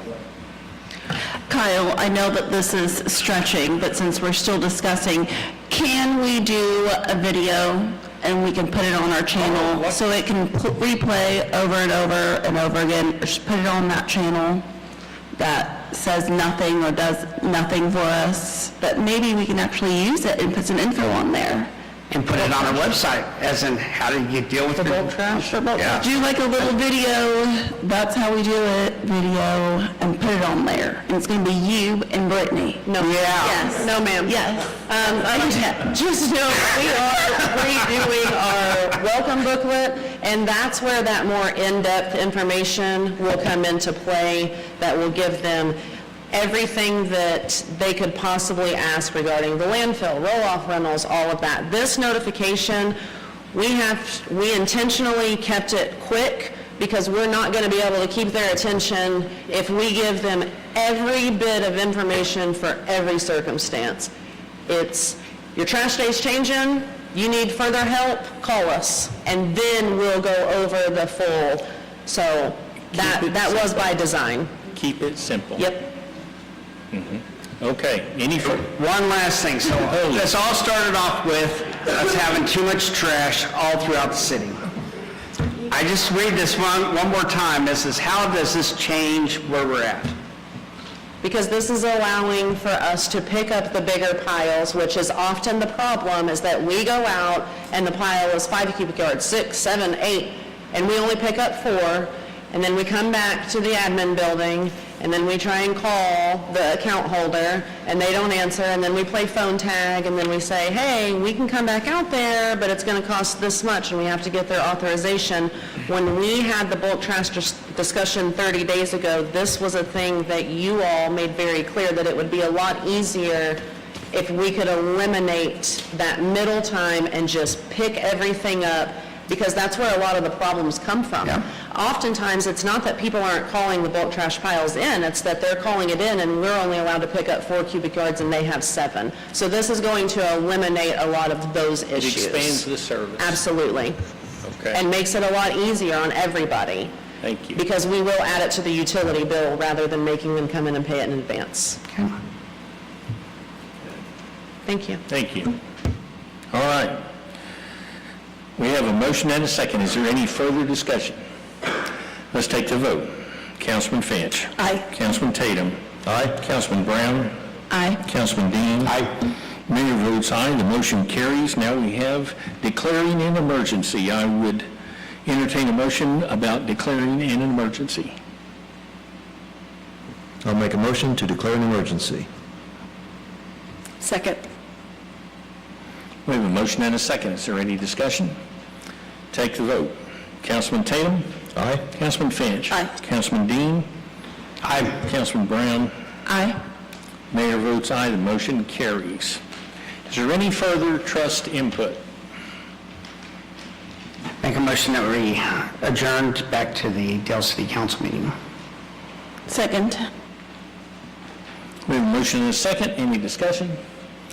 Take the vote. Councilman Dean? Aye. Councilman Brown? Aye. Councilman Tatum? Aye. Councilman Finch? Aye. Mayor votes aye. We are now adjourned from DCMSA. We return to the Dale City regular council meeting. Let's see. We were up to item number 9, contract Reclaiming Hope Counseling LLC. Discussion, consideration, possible action to approve with modifications, approve and ratify, or deny the contract with Reclaiming Hope Counseling LLC for training, peer support, monthly wellness visits, rotation and support for critical events. Authorize mayor to endorse same. Do I hear a motion? I'll make a motion to approve as written and authorize mayor to endorse same. Second? We have a motion and a second. Is there any discussion? Chief, do you have anything to?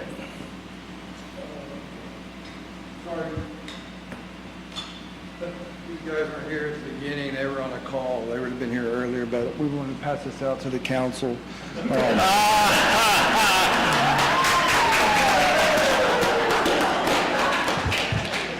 Well played. Well played, Z. And then answer any questions you might have about renewing this contract. So, Did Lloyd go home? Somebody send him a picture, this is great. I'll bring yours. So Z, take a picture.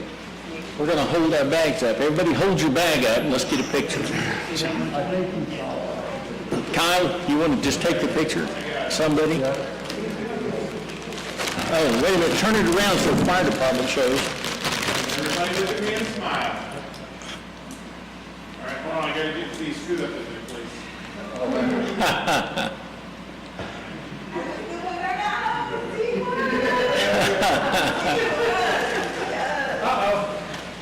Good job. Chief, if I'm here in the back. Stay back there. so the question I have about this, Chief Williams, is the monthly wellness visit rotations, has this been done for the past year? Yes. And is it beneficial? It really is. You know, in the past, and you know, after 24 years in the fire service, we would wait till, you know, you didn't really talk about those bad incidents when really bad stuff happens and it builds up and builds up.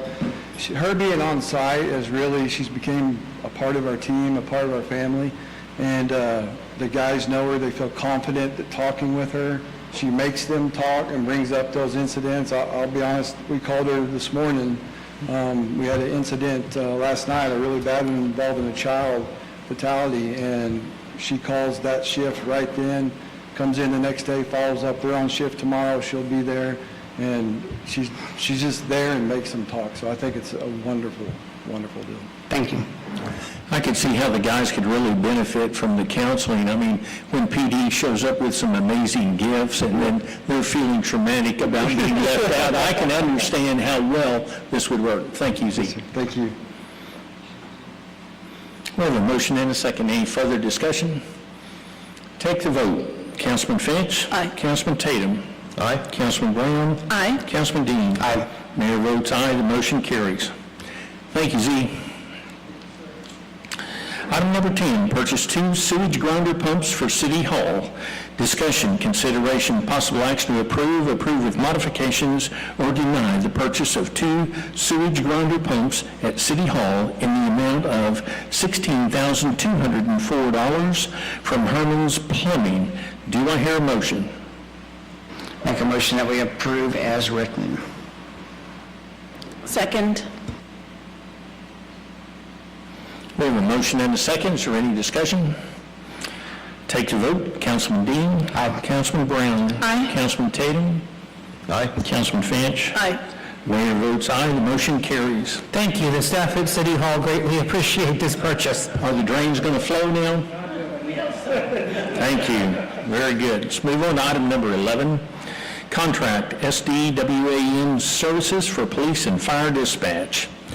Discussion, consideration, possible action to approve with modifications, approve and ratify, or deny entering into an agreement with NetForce to provide adequate safeguards to emergency communications at police and fire dispatch for a term not to exceed 1 year for an amount not to exceed $8,400. Authorize mayor to endorse same. Do I hear a motion? I'll make a motion to approve as written for a term not to exceed 1 year and for an amount not to exceed $8,400. Authorize mayor to endorse same. Second. We have a motion and a second. Is there any discussion? Take the vote. Councilman Finch. Aye. Councilman Dean. Aye. Councilman Brown. Aye. Councilman Tatum. Aye. Mayor votes aye. The motion carries. Item number 12 is determination of dilapidation, 5501 Tinker Diagonal. 5501 Tinker Diagonal, the owner is Dale City Joint Ventures, LLC, Dale City, Oklahoma. Wait a minute.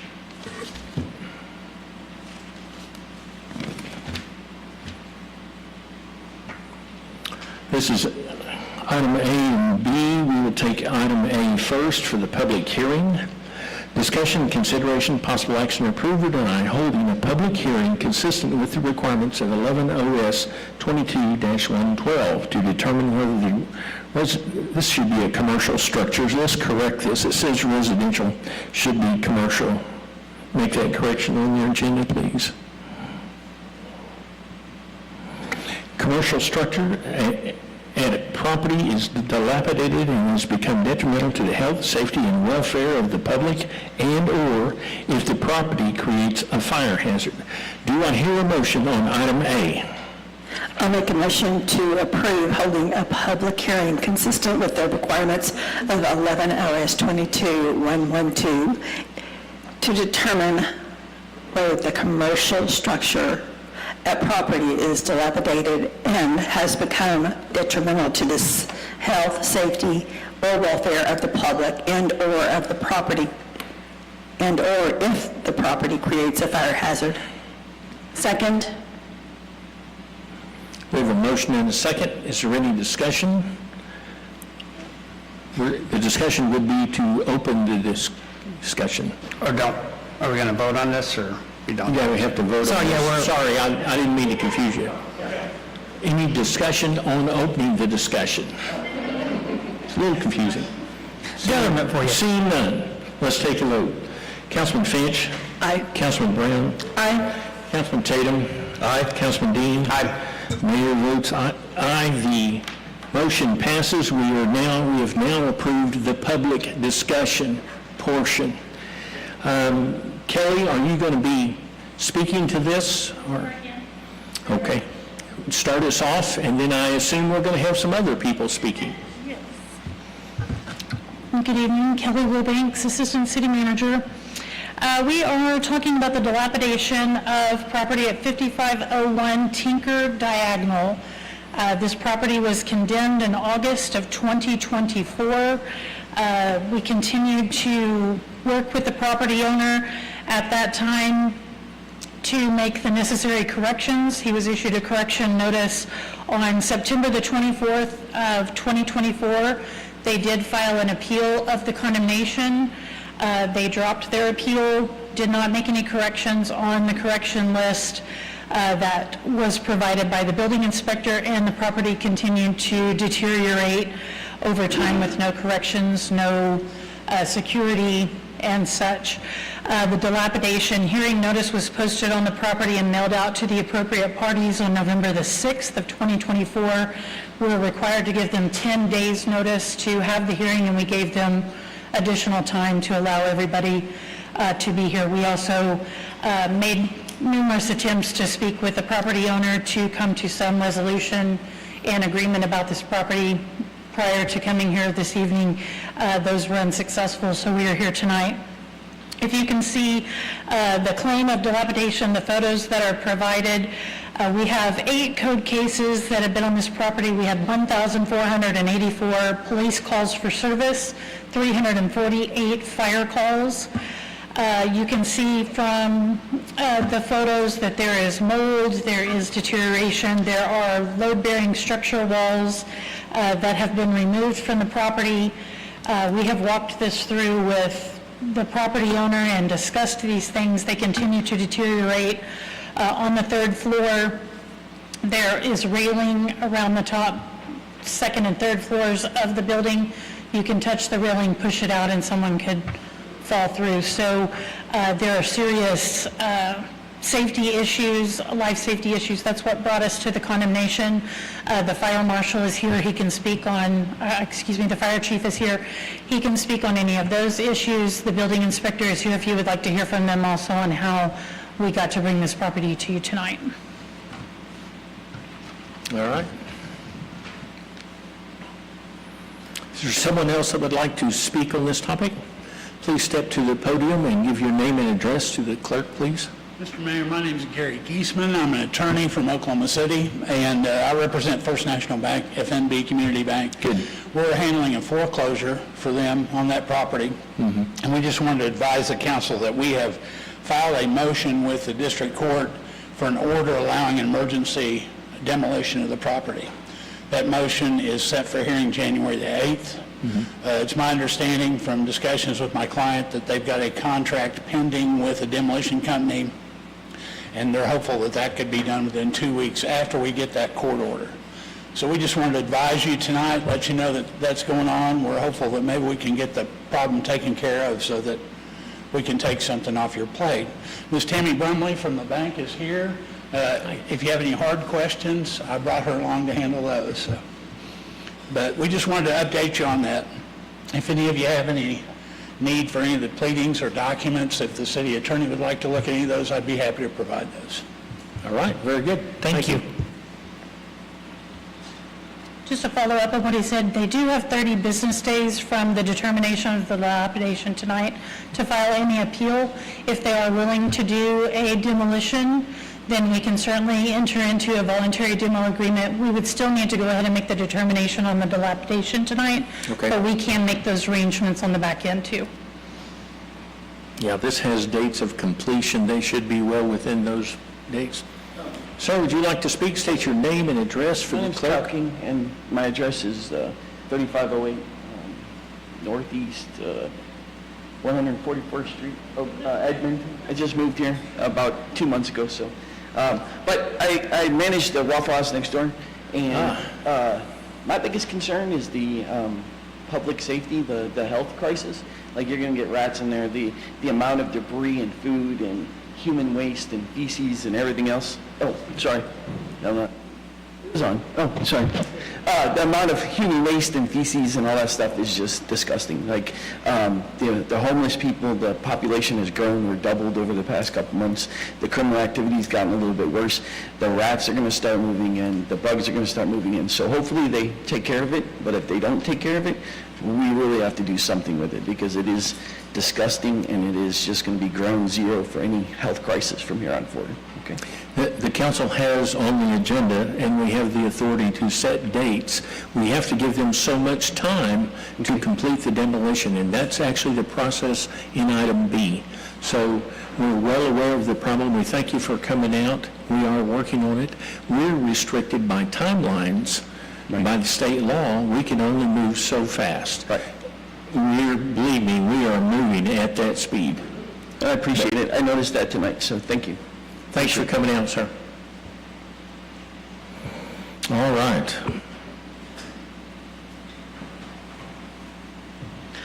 Good evening, council. My name is James Limcooler, reside at 4736 Tate Drive in Del City, Oklahoma, straight down Sooner right there.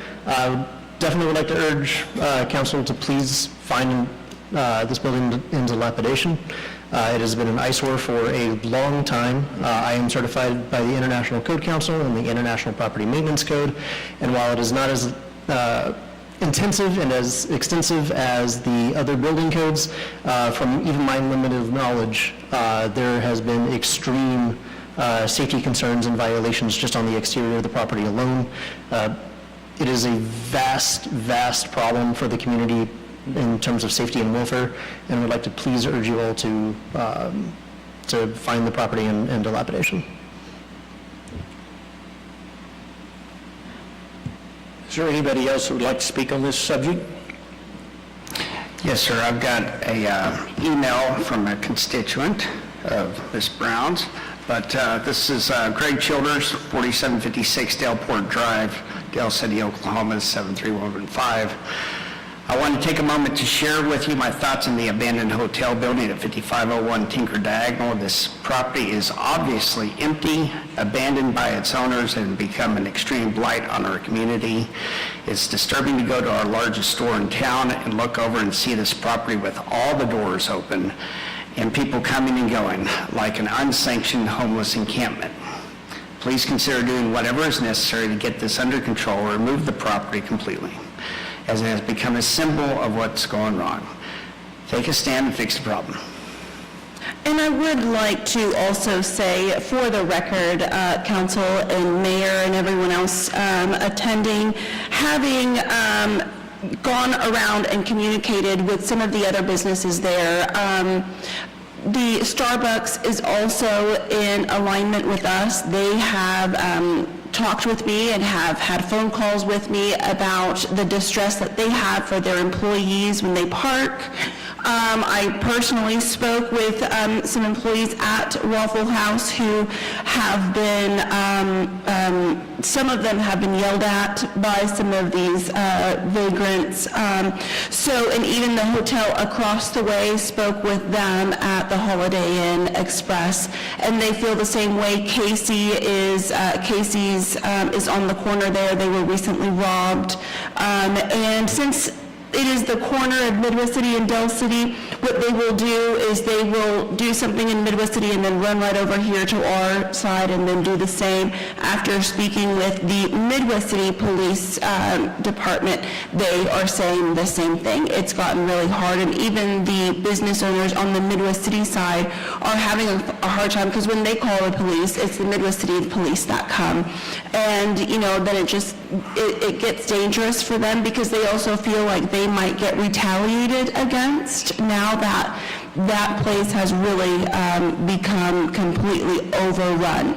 Some of the businesses around there and the employees are scared of retaliation. So even calling the cops has been really dangerous. So I understand that, we've got to be particular about the rules that we follow and the timelines given, and we definitely want to make sure that this gets taken care of right away. But in the meantime, I would like to see it get boarded up, even though I know they're just going to bring it back down. But I would like to see it boarded up. There's too many businesses around there that have asked and have really said we should board it up, and we should have done it a long time ago. We're giving a lot of grace to our fellow business owner in Dell City, but I think it's time to just cut it out. I think we're done. I think we've done enough. Thank you. I don't think there's anybody on this horseshoe that wants to keep it there, and everybody that I've talked to and everybody in the audience agrees it needs to go away. It's a public nuisance, and we're on that track. And we're moving as fast as we can. Excellent. Mr. Mayor, so one of the things I saw in the pictures is that it's full, and we have Chief Williams here. I don't know if it's better to have water in the pool so that they don't fall in and break their neck that way, or if they fall onto that cover and drown from that part. But either way, I'm sure that the fire department has no desire to go after anybody that's in it. As I'm looking at the timeline, we have notified them on August 24th. They're already on that part. It was, basically for the condemnation.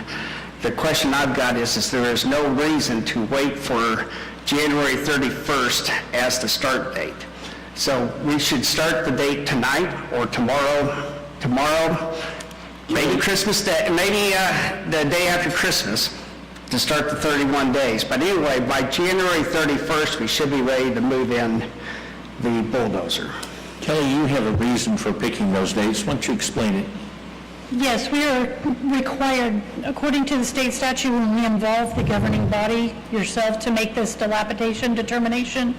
Once that determination is made, should you declare it dilapidated tonight, it is 30 business days that we have to allow the property owner and/or any of their mortgagees to appeal our decision of dilapidation. So that's part of the due process that they are due. However, according to the attorney for F&B Bank, if they do get the emergency order on January the 8th and they are able to do the emergency demolition, then that would speed up our process a lot faster.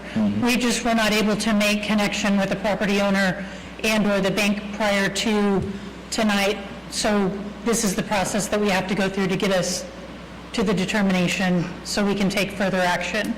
In regards to the boarding up of the facility and why that has not been done by the city, due to the continued deterioration and the dangerousness of the property and trying to maintain our personnel to keep them safe from could potentially die, taking this under.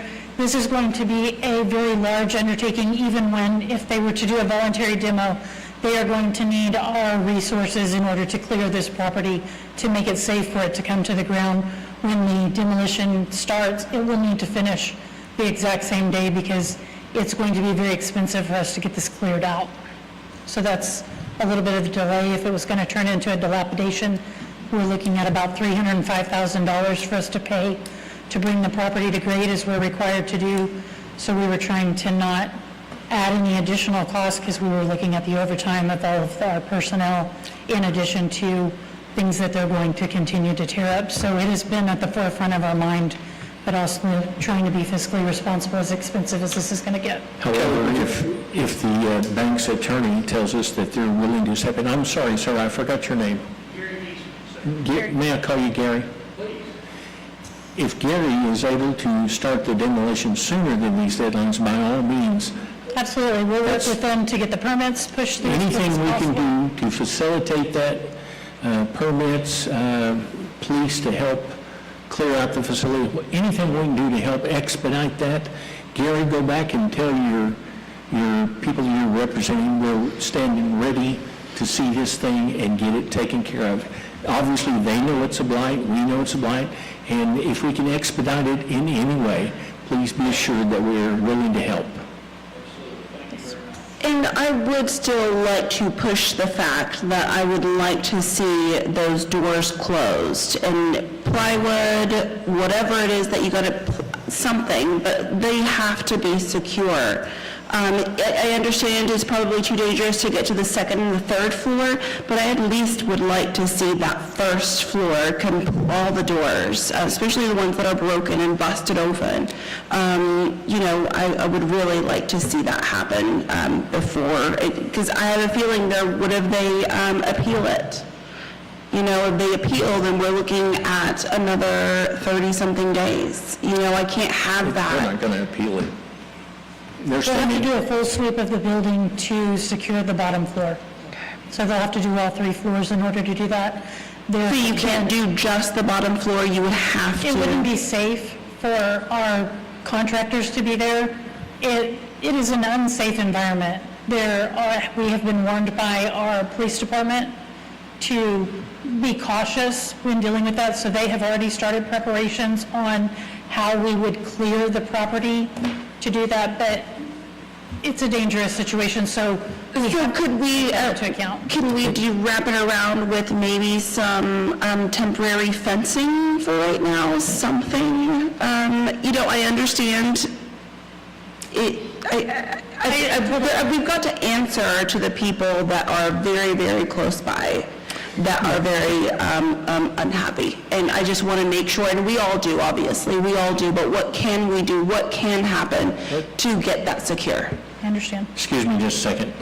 Lloyd, is it a possibility that we could have some extra patrols over there removing people? Is there a legal reason that we can't just remove people from that area? I'll speak on his behalf for this matter. Well, legal is one section, but that would be a constant amount of manpower because of the constant comings and goings, and that's been a a large issue with this problem since we declared it back in August. If I could say something real quick on this.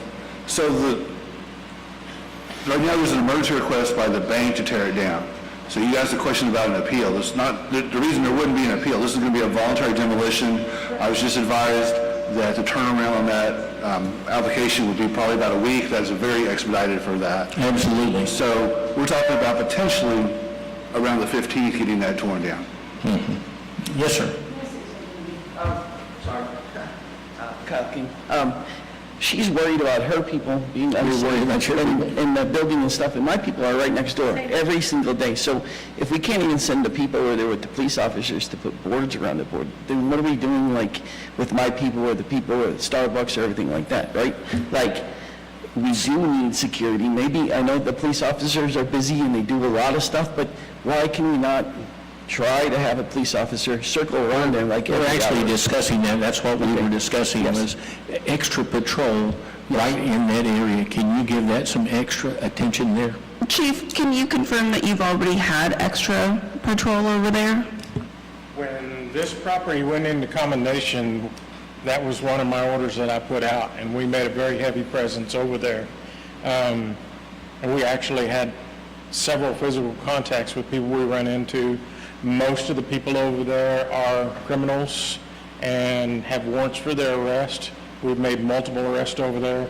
I've had officers that have been out on injury leave due to being in physical contact, physical altercations with people there. So it is a bad situation for everybody around it, for the city, for everybody that can be involved in it. There's no winners in this situation. We're going to take, when we talk about, we've talked about this numerous times between city manager and myself and all that. This is going to take a large undertaking when we go in there. They have knocked out walls. You can go, I was by there today. I drive, when I'm out during the day, I just drive by and look. And there you can see from the north through the south side because they've knocked holes in the walls going through there. They can run east and west in there. They've knocked all that out.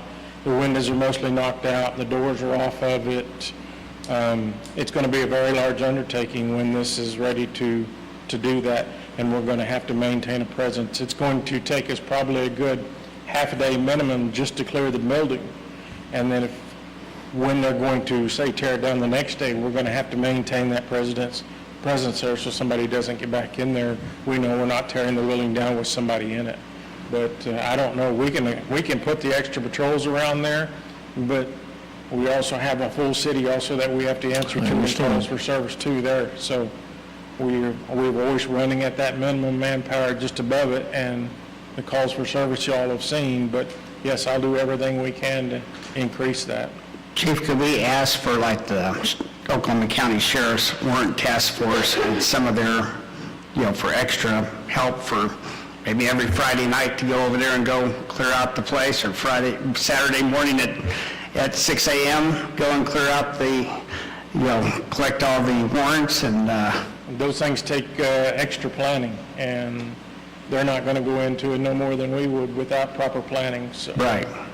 But again, that would be a source of extra manpower for our small city. And we're looking at that.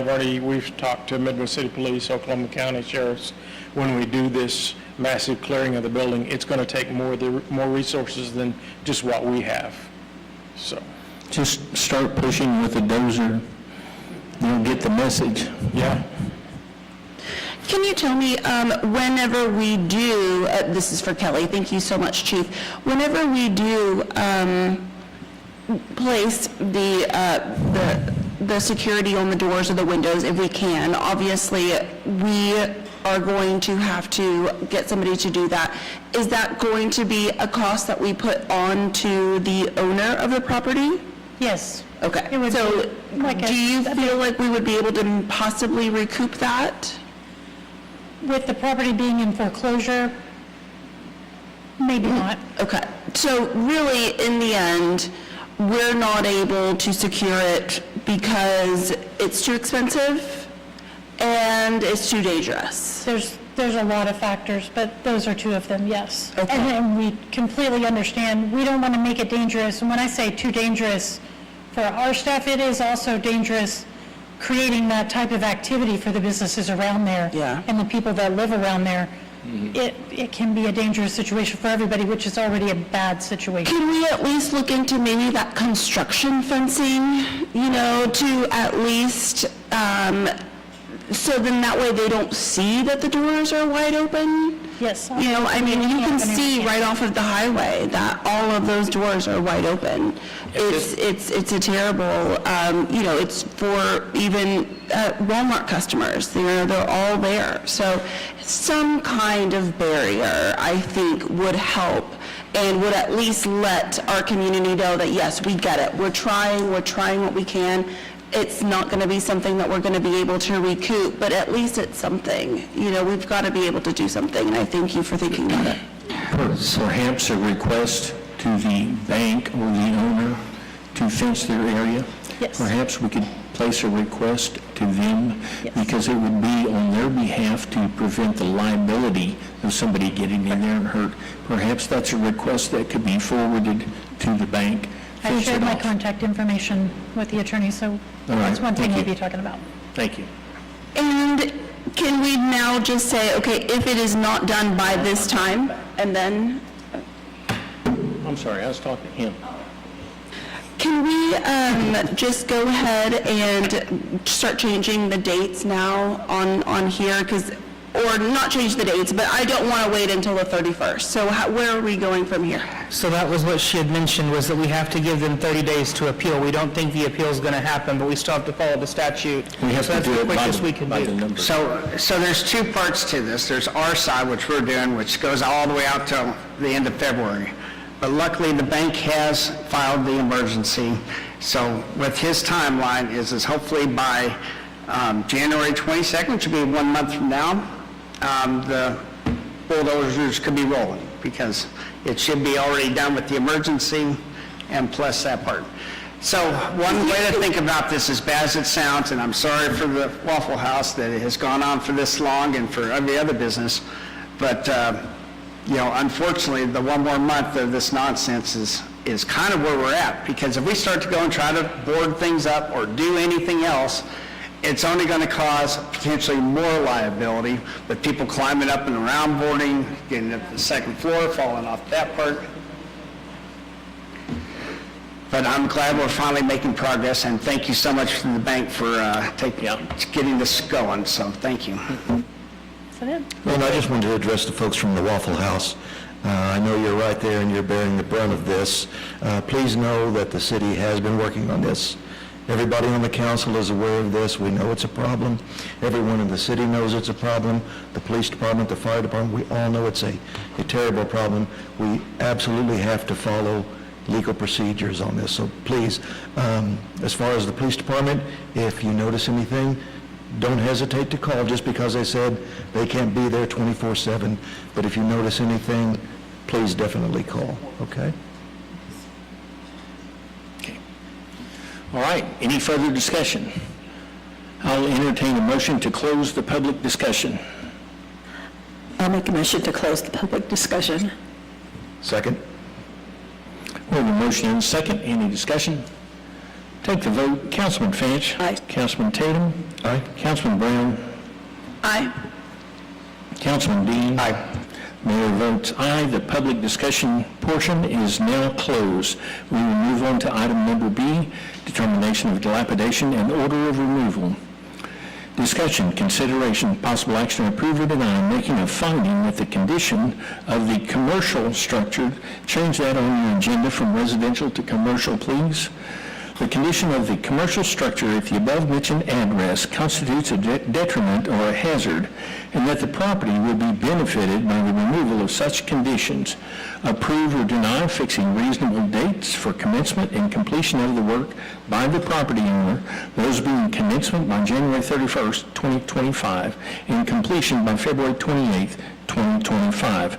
Authorize or not authorize the city clerk to file a notice of dilapidation and lien against the property, and approve or deny directing the city manager to cause the structure to be raised and removed in the manner deemed most cost-effective and expedient if the work is not completed by the property owner within the dates fixed herein. Do I hear a motion? Make a motion, and if I could real quick, the dates on this is January 31st to February 28th. That is 28 days. That doesn't sound like a legal number of 30. Is that going to be okay? Let's go ahead and make it 30 days.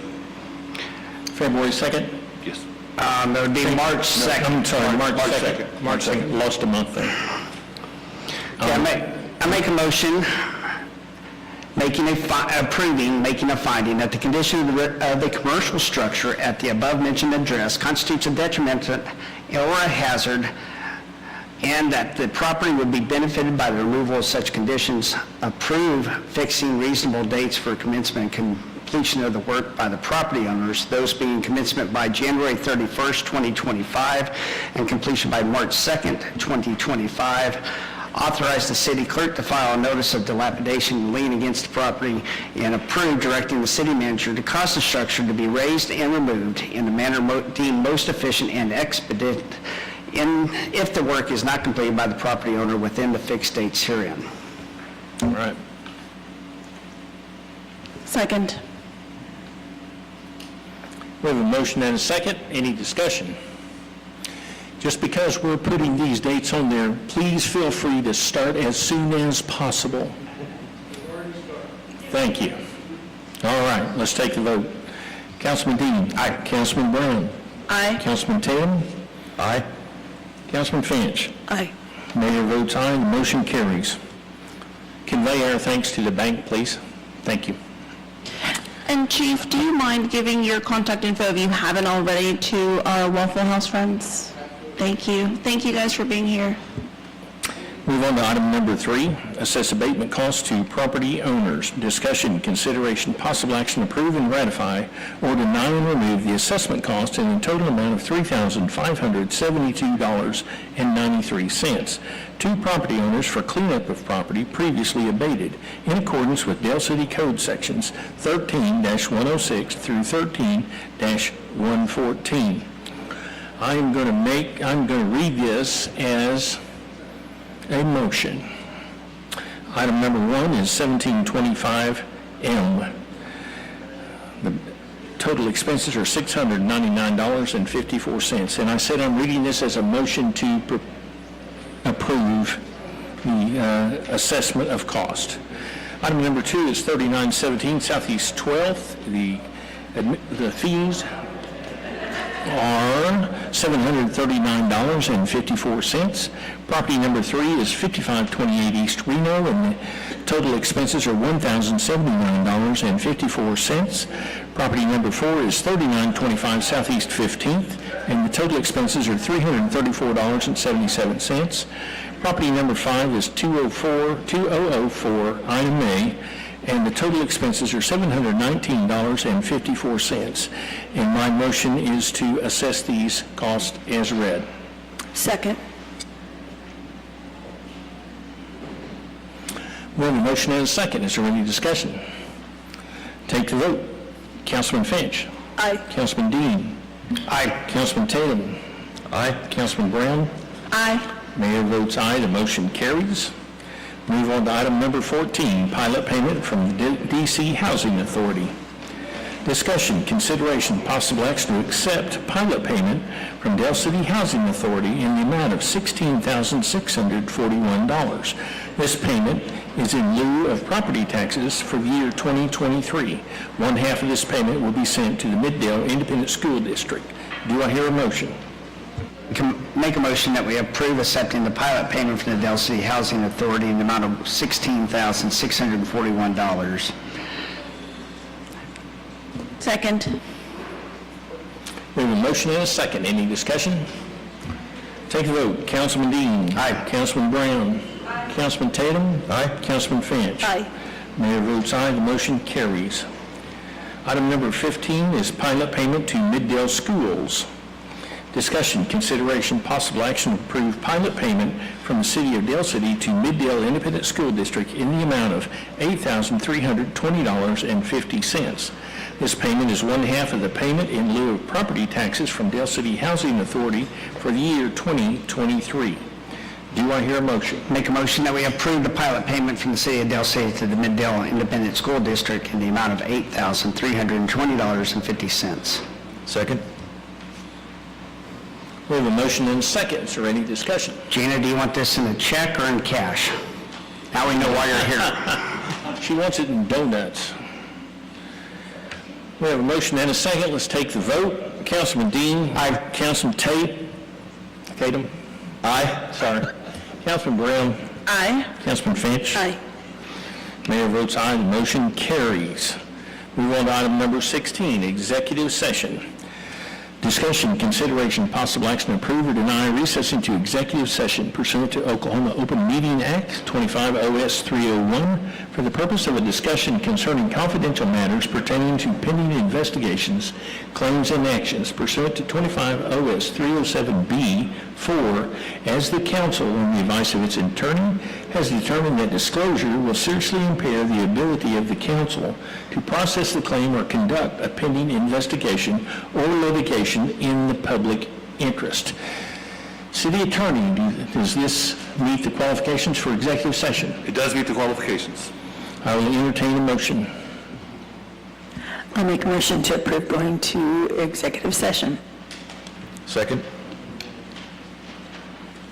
We have a motion and a second. Is there any discussion? Take the vote. Councilman Finch.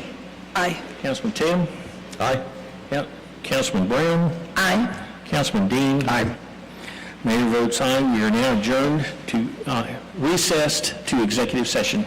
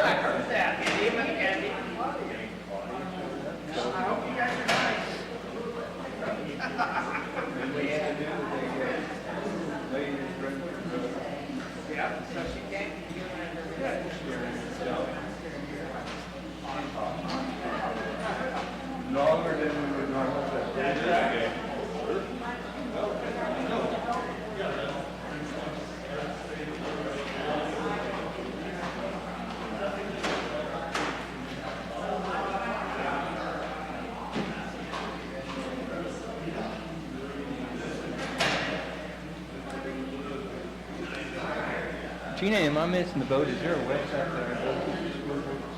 Yeah, they're on YouTube also. And they post their agendas on Friday before. Right. See if I can't find it. Yeah. But they're on YouTube, and they'll school board meetings, you can always put the date in, because you'll know when yours are, and it'll pull up that. Right. And when I look at it, I'll send you the link for that meeting. And maybe you just click in.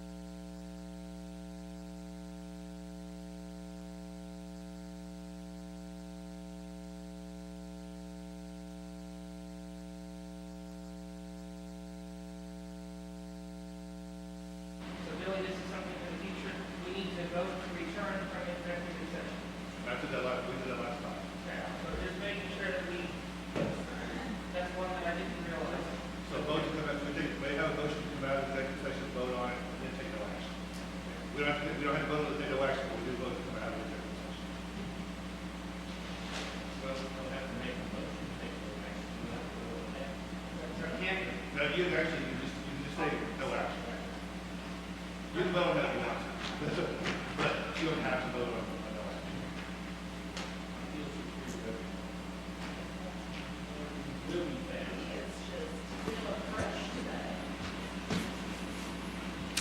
action. Okay. We're at item number 17, action from executive session. I would entertain a motion to return from executive session. Make a motion that we return from executive session. Second? We have a motion and a second. Is there any discussion? Take the vote. Councilman Dean. Aye. Councilman Brown. Aye. Councilman Finch. Aye. Councilman Tatum. Aye. Mayor votes aye. We are now returned from executive session. Item 17 is discussion, consideration, possible action deemed appropriate, if any, arising from discussions held in executive session concerning confidential matters pertaining to pending investigations, claims, and actions, as the council, on the advice of its attorney, has determined that disclosure will seriously impair the ability of the council to process the claim or conduct a pending investigation or litigation in the public interest. Do I hear a motion? Make a motion to take no action. Second. Did he beat me? Did he? Michael Dean. Looking for a second. Pam. We have a motion and a second. Oh, I'm sorry. Oh, good for you. We have a motion and a second. Is there any further discussion? Seeing no discussion? Councilman Dean. Aye. Councilman Finch. Aye. Councilman Brown. Aye. Councilman Tatum. Aye. Mayor votes aye. The motion carries. Any further input? Go, Michael, go. Go. Waiting on you, Michael. Motion to adjourn. Second. Scott Tatum. Okay, we have a motion and a second. Any discussion? Take the vote. Councilman Dean. Aye. Councilman Tatum. Aye. Councilman Brown. Aye. Councilman Finch. Aye. Mayor votes aye. We are now adjourned.